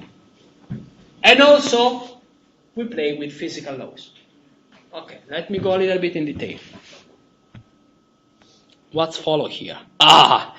This chart, at the beginning, you see, if you see it for the first time, it's not coming out of my mind, but this has been made by Professor Carlo Filippa, which is right now retired. This is a famous professor in structural mechanics working at Colorado Boulder. And basically it does contain a lot of these boxes. Now we will comment quickly each of them. But it basically does reflect, in more technical terms, what I was trying to share with you with the previous slide. And it also introduced other keywords which are important in this course, and other aspects which are, a part of this course. So let's take a moment to look at it. I will not probably tell you much now. Probably will tell you much more at the end of the course, right? And it's beautiful to see this chart, this idea also in other courses, in other topics, if you're able to do that. This is a starting point. You have a physical system. So you recognize that it's too difficult to be handled. So what do? You move up and you enter as an engineer in a process which is called technically idealization. So not the true one, you idealize the problem.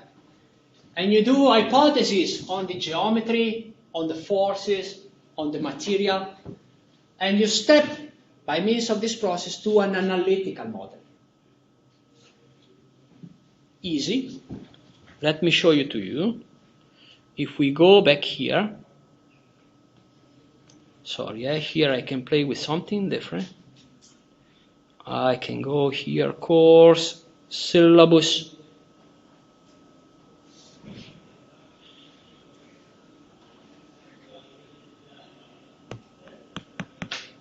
Okay.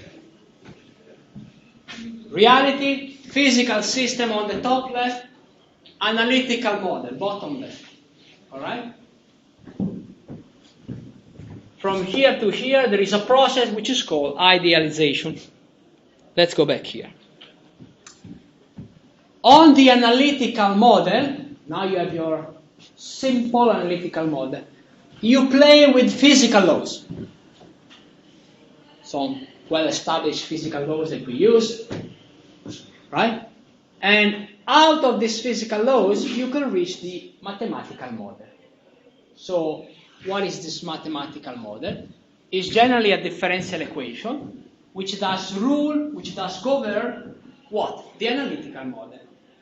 In the analytical model, in this first case, you will have like the truss element with material properties, with cross-section, with load supply, right?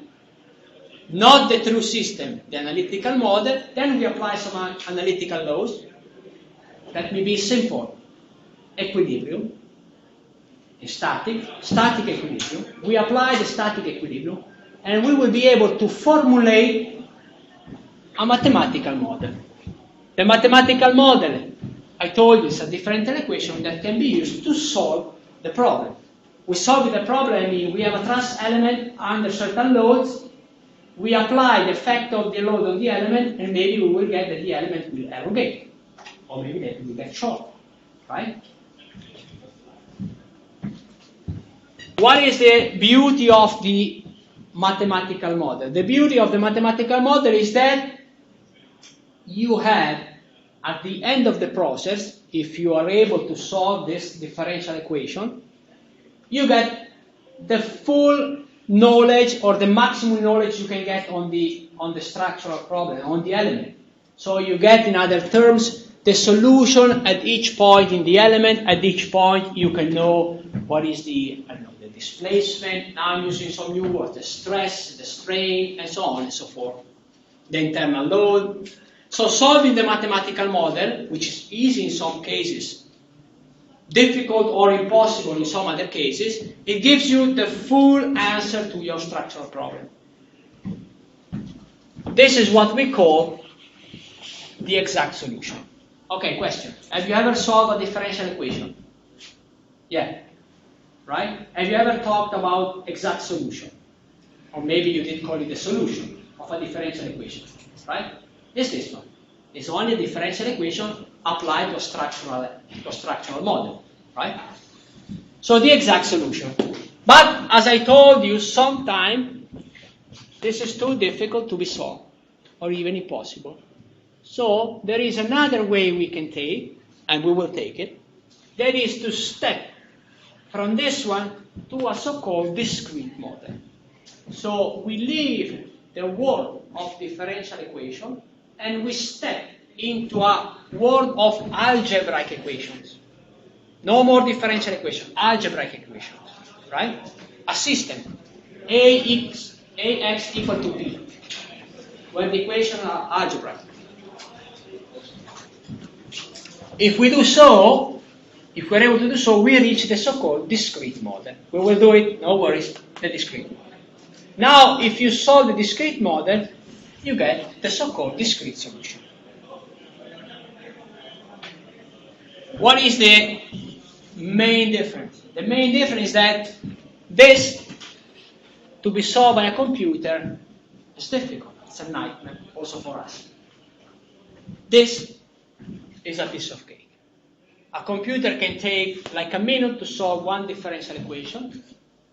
It can take like a second or a fraction of a second to solve like 1,000,000 algebraic equations, right?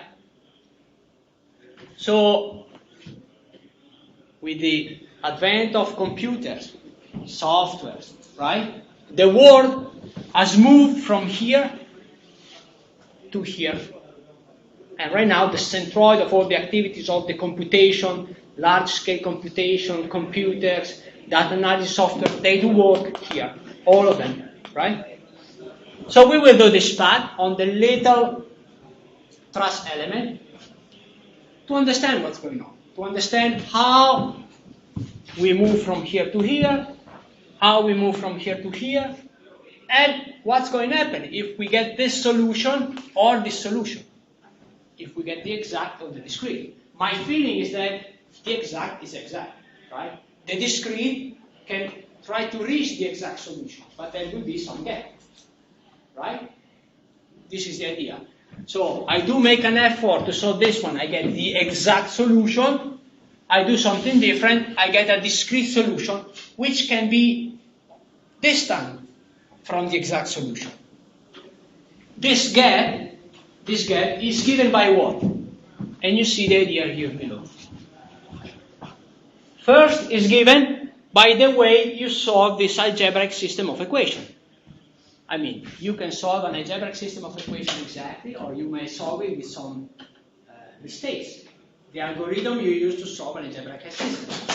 Keep in mind that this can have like 1, 2, 3 equations, but it can have like 1,000,000 of equations, right? So you need strategies, numerical strategies, to solve this, which can bring in solution error.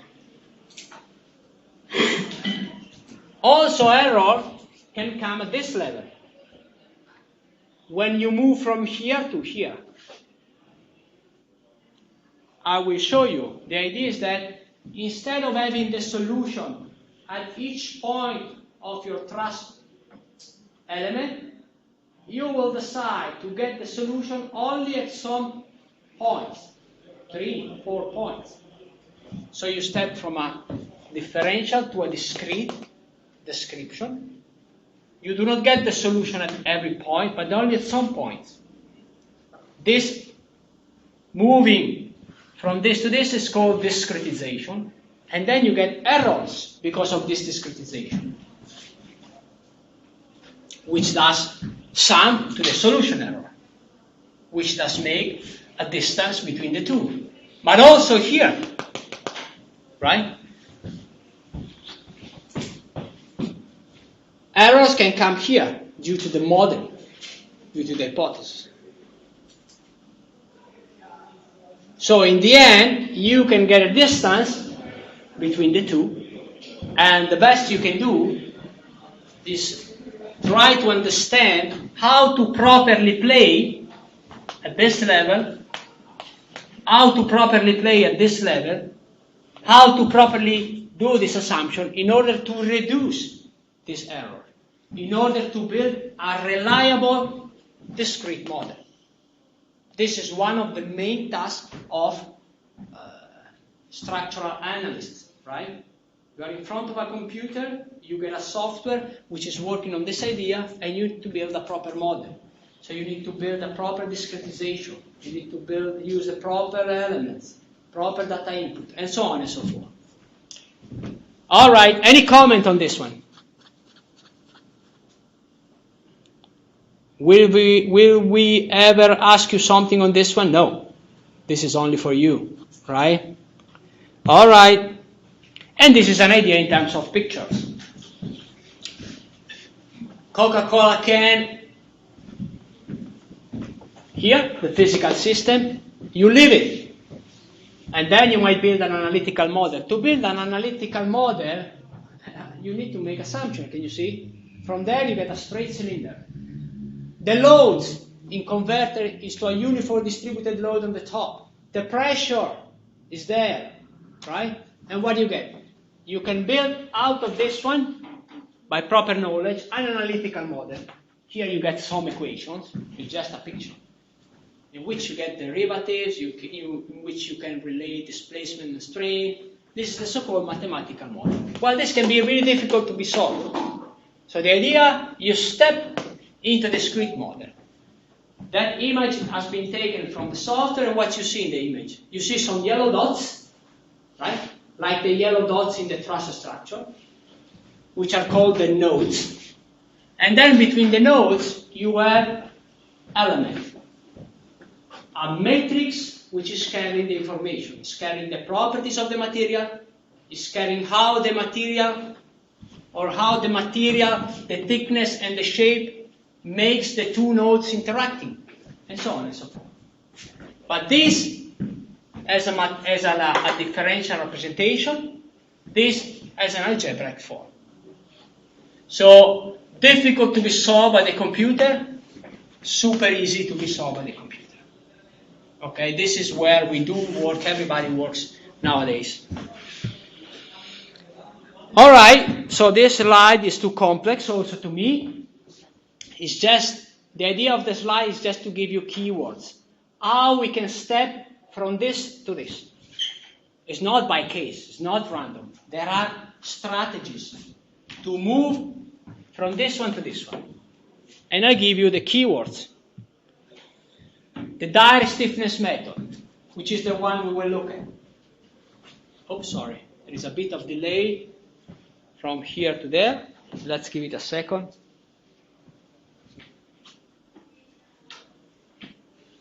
It's not answering.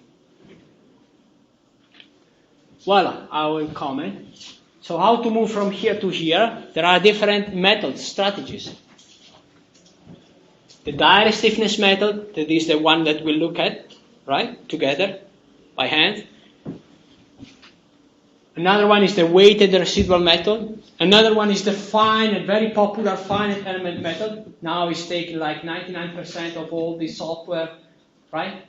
What is the finite element method? It's an idea to step from here to here, basically. So there are strategies. Actually, have you ever seen in Math 1 the finite difference method? Have you ever computed the derivative of a function by using 2 points? Have you done it? Yes or no? Let me take this one. I'm positive you have done it. You have the x-axis, you have the y-axis, and you have you have your y as a f of x, right? And then at a certain point, somebody will teach you how to compute the derivative at this point. Right? F prime of x. Yeah? I mean, if it's a sine function, the derivative of sine of x is cosine of x. You do it in closed form. You get the exact derivative, right? Differential. You derive the function to get another function. You got it? Or you did see an idea that I'm going to comment it really, really quickly. That is, you take the value of the function at this point, xi. Then you take the value of the function at this point, f at xi plus 1. or the value of the function at this point, f at x minus 1, I minus 1. You got it? You do not look anymore at the sine function. You do take values, discrete values, and then you can compute the function by taking the value here minus the value here divided by this distance. You remember? It's called the finite difference method. It's a method which does allow you to step from a differential form into a discrete form. You play with numbers, with values at numbers, right? Okay. Let's see now if we are back. All right. So there are methods here to step from left to right. And we together, we will work on this one, the direct stiffness method. So every time we look at the direct stiffness method, we have to keep in mind that it's a strategy to move from there to there. Okay, many details here on the bottom. Yeah, we can skip this one. And now we have a very interesting slide here, which at the moment does not tell you much, right? It will tell you something more later on. Maybe it will talk to you at the end of the course. So this is the so-called Tonti's diagram. Enzo Tonti was a professor at the University of Trento, physicist, and he came out with this idea. There is a sort of, you need to look at the moment at this as a sort of recipe. This is a recipe for the mathematical model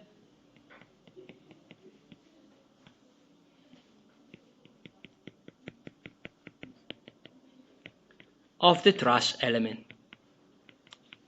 I told you the mathematical model of the truss element is a differential equation, and the differential equation, that is your final cake, right? It comes out from a recipe. In the recipe you need what? The ingredients of the recipe, right?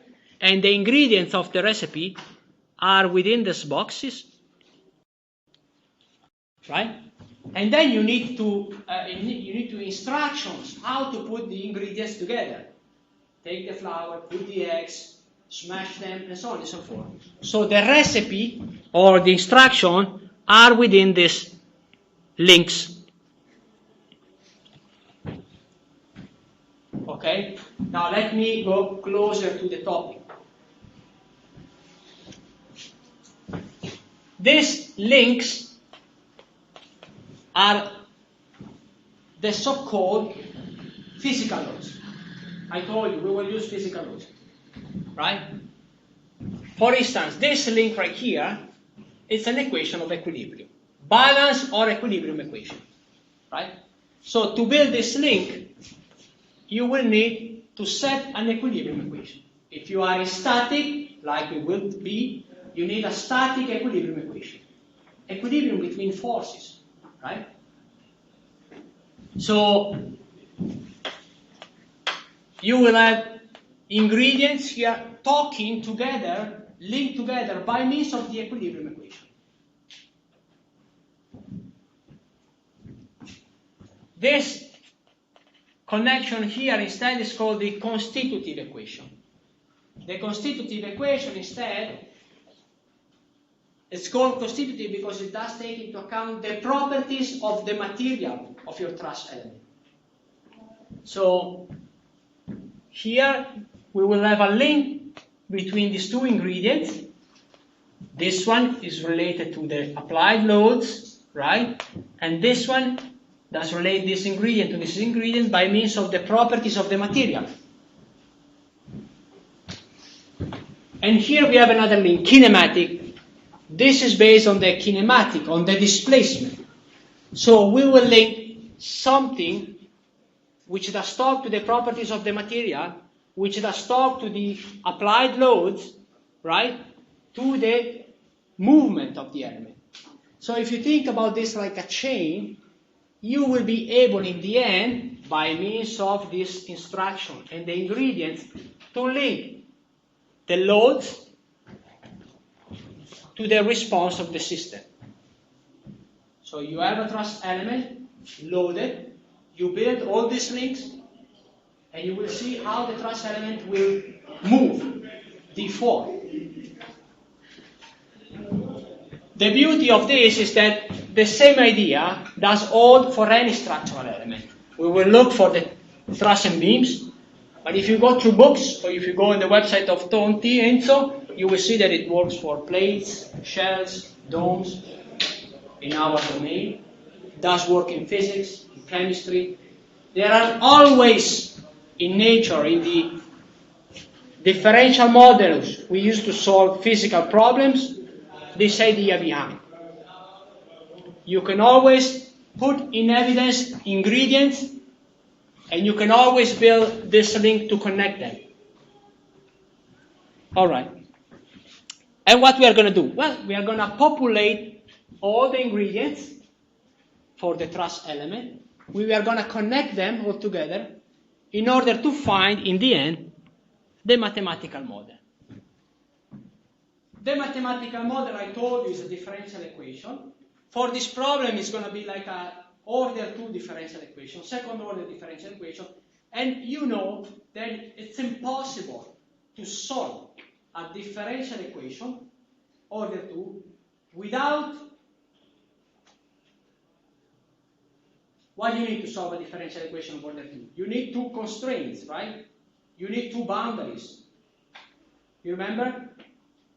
Otherwise, there is no solution. Or you find a solution with unknown terms, with 2 unknown terms. Well, don't worry, we will look at them together. I will stress this concept many times. This chart is telling you that you can put these constraints only from here. They are called boundary conditions.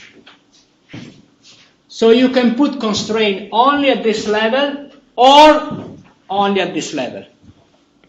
And surprisingly, this is true for all the structural elements. All right, so don't worry.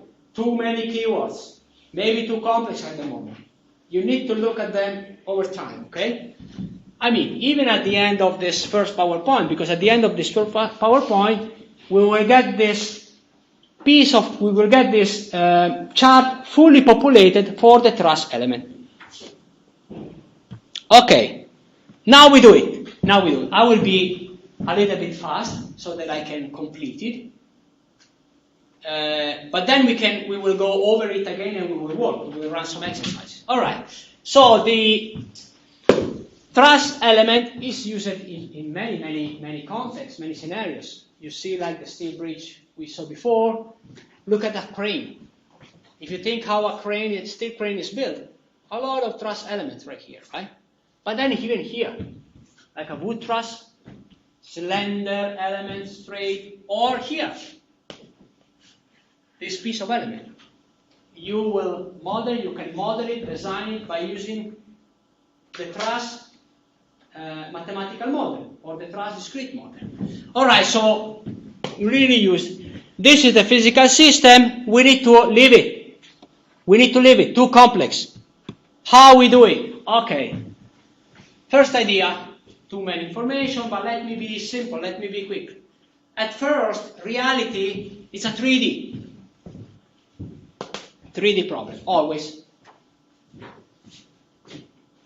We understand that we can do like a nice model for the truss element if the truss element is loaded only along the element by observing that generally for a slender element there are 2 dimensions which are much smaller than the third one, of course. The length is much bigger than the dimensions of the cross-section, right? So with this idea, we move from a 3D element to a 1D element. So in doing this, in moving from a 3D to a 1D element, we need to take with us some hypotheses. At first, we say that the cross-section A that is the area of a given cross-section of our truss element, can change along the x-axis, all right? So we put ourselves in the scenario in which the cross-section can change over the axis of the truss element. Difficult to happen. I mean, generally all the truss elements we have in the construction field, they have a constant cross-section because of the manufacturing process. But let's suppose the cross-section can change at the beginning. Also, now some new elements. What is E? Capital E. Capital E is the Young modulus. For how many of you this Young modulus is totally new? You know all what is the Young modulus? Super. So the Young modulus in a true material can change point by point, right? I go there, I make a little test in one point here, and I get a value of the Young modulus. I make a little test of the Young modulus there, I get a slightly different value. Too complex. Let's get away with it. We take a Young modulus, easier to be handled, so we take it at most as a function of x. So over the cross-section has always the same number, and it can change along x. Does that happen in reality? No. Generally in reality we take the Young modulus constant. But for the moment, let's suppose that this is a function of x, at most. Then this other little thing here, Poisson coefficient. Are you aware what is the Poisson coefficient? Yes or no? All of you? Fine? All right. So also the Poisson coefficient, which does depend on point by point, we take it at most as a function of x. Rho, the density of the material, can depend by x, y, z. At most, we take it, as a function of x. So what we are doing here? We are simplifying a little bit, right? We are moving from a 3D to 1D, so we need to simplify things. Also, let's think about the hook here, right? And let's suppose I'm going to take the hook and I'm going to pull.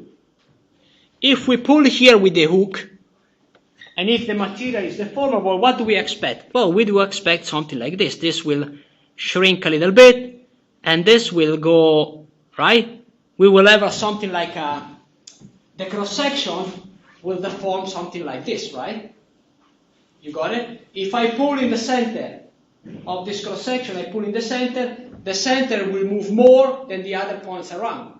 So in the end, the cross-section will be formed. Too complex. Let's forget about it. We do say that the cross-section can move, but it will remain plane. All right? So there are no complexities like this one involved in the model we do. The cross-section does remain plane.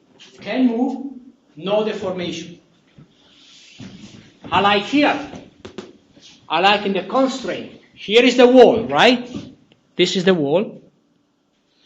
Right? You take a piece of, let's suppose, to emphasize the mechanical behavior, you take a piece of sponge, right? A very long beam, like a truss like this one, with this cross-section made by sponge. We glue the cross-section here, and then I pull it. What does happen? When it is glued, right, it will remain on the same shape. And then it will stretch, right? The cross-section will shrink. Because I'm pulling, right? I'm elongating. Too complex. The cross-section will not shrink. The cross-section can move, not this one that is constrained, but this one can move with no change. Is reality? No. In the reality it will shrink, but it will shrink so little that we can neglect it. This is the idea. So the model will stand. All right. So we remove complexities at the bar end, at the truss ends. And also something that we do, that you have also done in your bachelor. We neglect the self-weight. If this is the bar, is the truss element coming out of the wall, right, with somebody pulling, of course, there is a material with density, gravity acceleration, so there is a force, the weight force, right? We neglect it. So the load that you might have here, because of the cell weight, is neglected. Generally, when you did solve your structural problem in the bachelor, you did not consider the self-weight. Why? Because the idea is that the external loads, they do dominate the problem. We want to see the response of the structure versus the external load, not versus the self-weight. All right. So if we do so,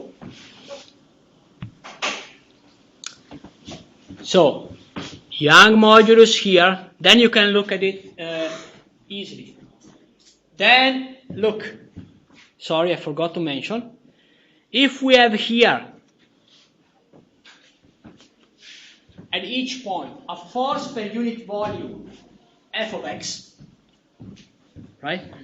This Newton over meter cube, force per unit volume, pointing along the x-axis. Because we move from a 3D to a 1D model, we need to shrink, right? We need to synthesize the force. So what we do? We multiply the force per unit volume times the area, and then we get a force per unit length. There is this first comment here. Second comment. This Newton divided by meter cube is going to turn out to be, and this change of scenario to a force per unit load, Newton over meter, Q of x. So, putting all these hypotheses together, what we do? Now, in big, this is the, physical system, right? Physical system, reality. And we step down here. This is the analytical model. Is this one? What we have there? We have a 1D element. This is our truss element. Is this one in red, right? This is our truss element. That is represented by a line. A black line, straight. On the black line we have information of the area, A of x. The area can change along here. We have information on the Young modulus, E of x. We have information on the Poisson coefficient, N of x. The load now is this one, Q of x, Newton over meter. Now we do care only about the x-axis, which is running along the truss element axis. The overall length of the element is capital L.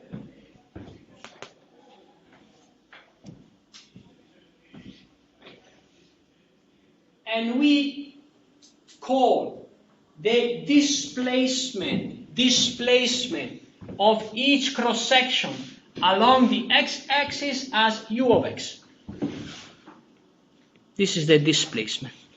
So all these elements right there, E of x, A of x, N of x, U of x, Q of x, are the ingredients.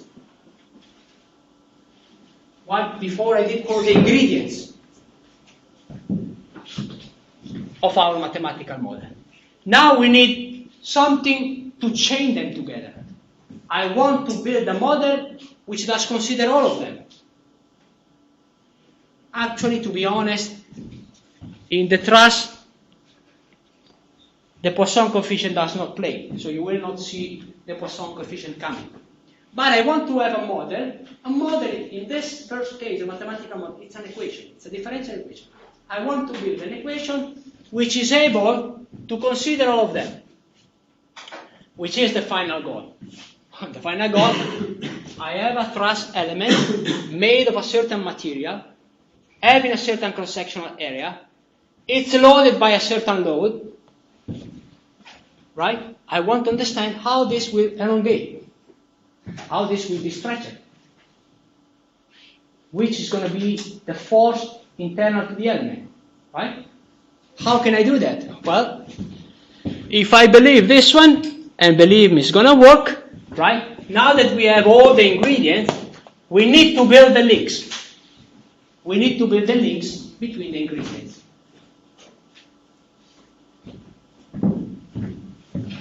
Some of the links, I'm sure you have already seen them. Let's work on the links. Yeah, it's good if we can finish. Don't worry if I do run too much, okay?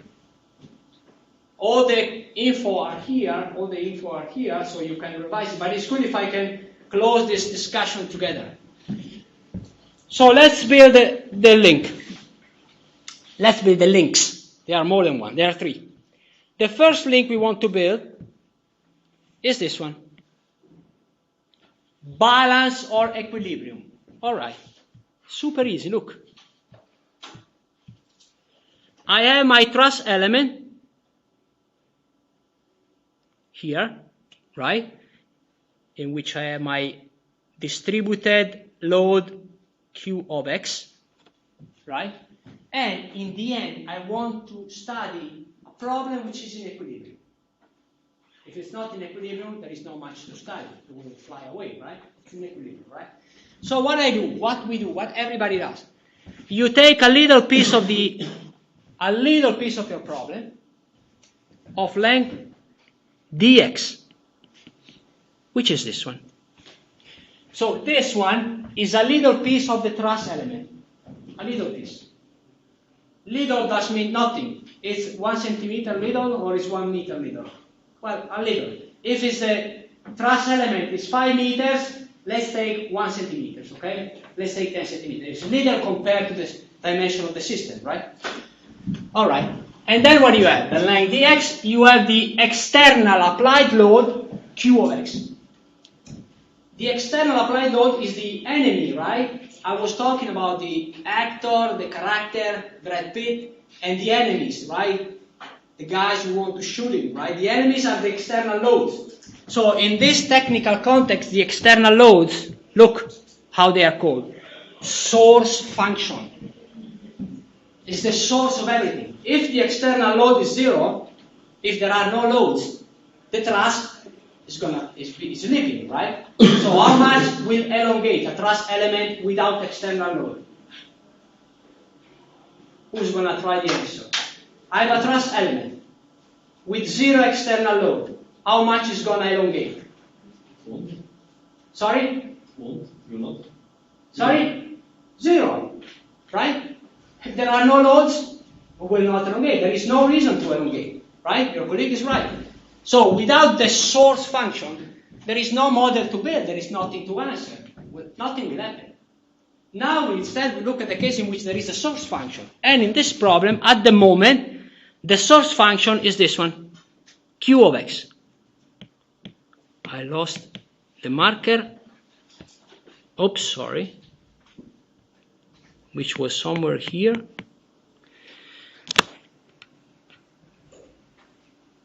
I have no more battery in the pen. Okay, let me do it again. Okay, now it's back. This is the source function, Q of x. Unit of measure, Newton over meter. Now comes the question, comes the engineering viewpoint. I have this external load. How this external load, so think about it.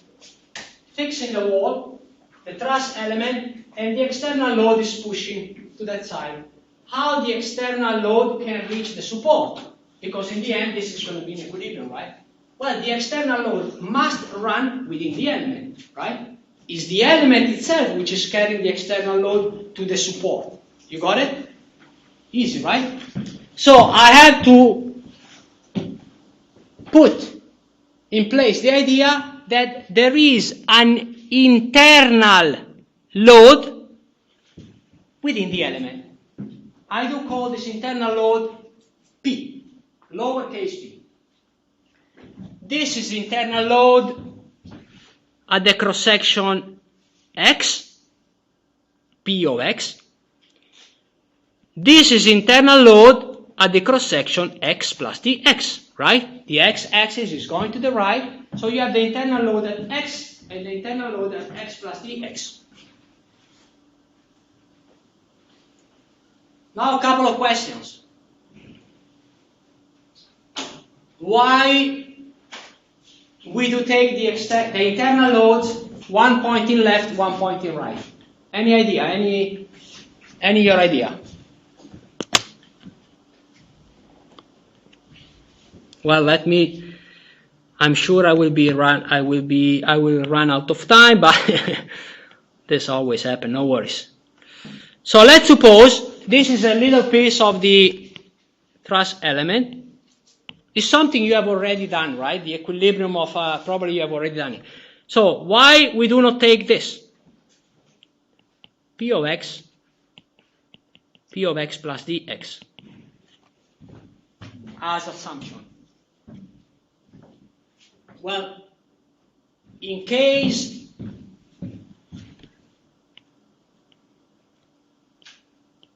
the blue load, in case the Q of x is 0, which can happen, right? I have my truss element, and it's loaded only in this part. This part is not loaded, this part is loaded. So for sure the load will run into the element down to the constraint, but this part is not loaded. So in this part I have the Q of x different from 0. In this part the Q of x is equal to 0, right? So it can happen. So I am in a case in which this blue load is not there. Still, this portion of the truss element is in equilibrium. And if I take this assumption in which the internal force, they are both pointing to the right side, it can never be in equilibrium. What is the equilibrium equation here? You sum the horizontal forces and you put them equal to 0. They can never be in equilibrium. 1 Newton plus 1.1 Newton equal to 0. False. Never right. Okay? So this is a wrong assumption to be taken. It's not helping us. Alike, you got it already if I take this one.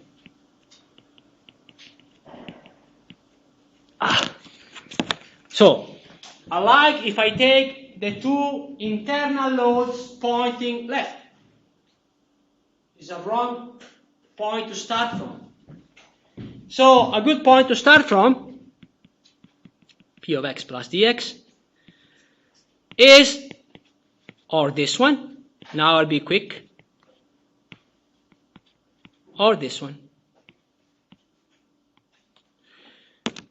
So, if you think about it a little bit, I don't know if you have ever done it, but a good way to start considering this internal force is on the top idea or this bottom idea. You take this internal force, which is unknown, but at the beginning you take one on the left, one on the right. In this case, they are of tensile type. In this case, they are compressive type. Both of them, they do work. You can start formulating your equilibrium equation with one of the two. The one we do consider is this one. All right, you got it? All right, this is why you see here the two internal forces, P of x pointing left, P of x plus dpx pointing right. So we answer question 1. Now, why they are different? This is P of x, and this is P of x plus dpx. They are different because we need to allow that cross-section from cross-section, they can change.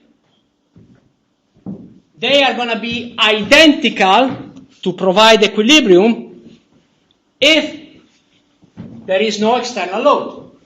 Look at the case on the blue circle, right? You have no external load. The only possible way to get equilibrium is that the force on the left is equal to the force on the right. Let's take back this piece, right? There is a force running into the element, down to the constraint. I take a little piece, right? The force I have here is identical to the force I have here. This is the only way to have equilibrium. But in case we have also the external load, like here, we need to allow the force, the internal force, to change from left to right. How we denote this? In this way. If this is Px, we say, oh look, this on the right side is Px plus something, this dpx. This dpx can be positive or negative, but it's different. Alright, game over. These are all the forces we have in our model. Be careful, y q of x is in Newton over meter, force per unit length. The P, it's a force at a given point. This is in Newton. This is in Newton. And then what you do? Well, no big things. You write the equilibrium of all the forces applied to your little portion of truss element. For instance, minus P of x plus Q of x times dx plus P of x plus dpx equal to 0. I enforce the equilibrium of all these applied forces. And what do we get? Well, you cancel something. This goes away with this one. You are left with this one, right? You divide by dx. You get this one. And you can rewrite it this way, sorry. The symbol prime here, this little symbol prime, it means derivative with respect to space, dx. So what is this? It's a link. It's our equilibrium equation. It does link the external load to the internal load. This must be valid for each x value. Valid all over your truss element. Right? The derivative of the internal force plus the external load must be equal to 0. Let's make it easier. The change of the internal force must balance the external force. All right? This equation right here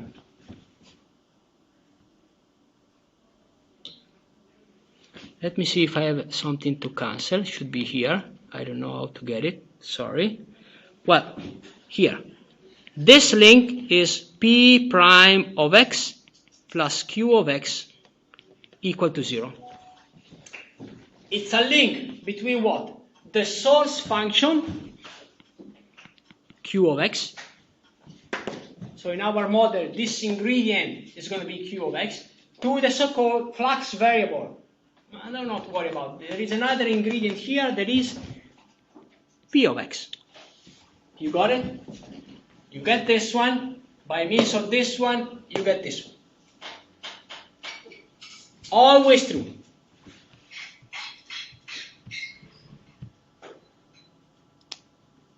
Now symbols, they are off.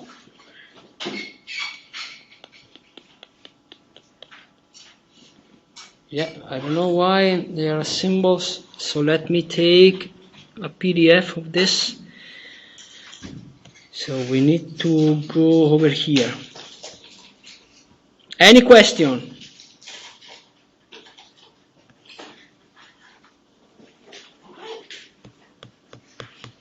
All right, this is already annotated, sorry. Too bad. Let me load it from here. I have to rebuild this. Let me load it from here. Let me see if we can see symbols.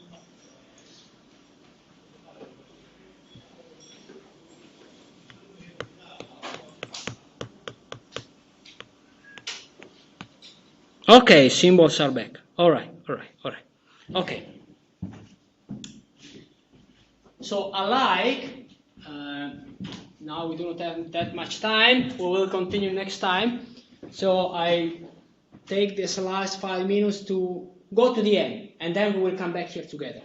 Alike to what we have done here, in which by putting ourselves in a little bit of thinking mode, of course, somebody else has done this well before us, so we are only copying them, taking their ideas. We were able to build the link between the external load and the internal forces, right? Okay, with other ideas that we will comment next time, that you will find here, there is a possibility to build also another link. This link is more, let me say, geometrical. You simply take a system, you imagine the system in a deformed configuration under the effect of loads, and you do what? And you try to relate the displacement, so how much the two cross-sections will displace, one respect to the other one. Let's go back here. I have my thrust element under loads. Material is deformable. The elements will elongate, right? We all agree, it will elongate. So I look at a little piece of the element, right? One cross-section will move of a certain amount. The other cross-section will move a little bit less, right? You got it? Yes or no?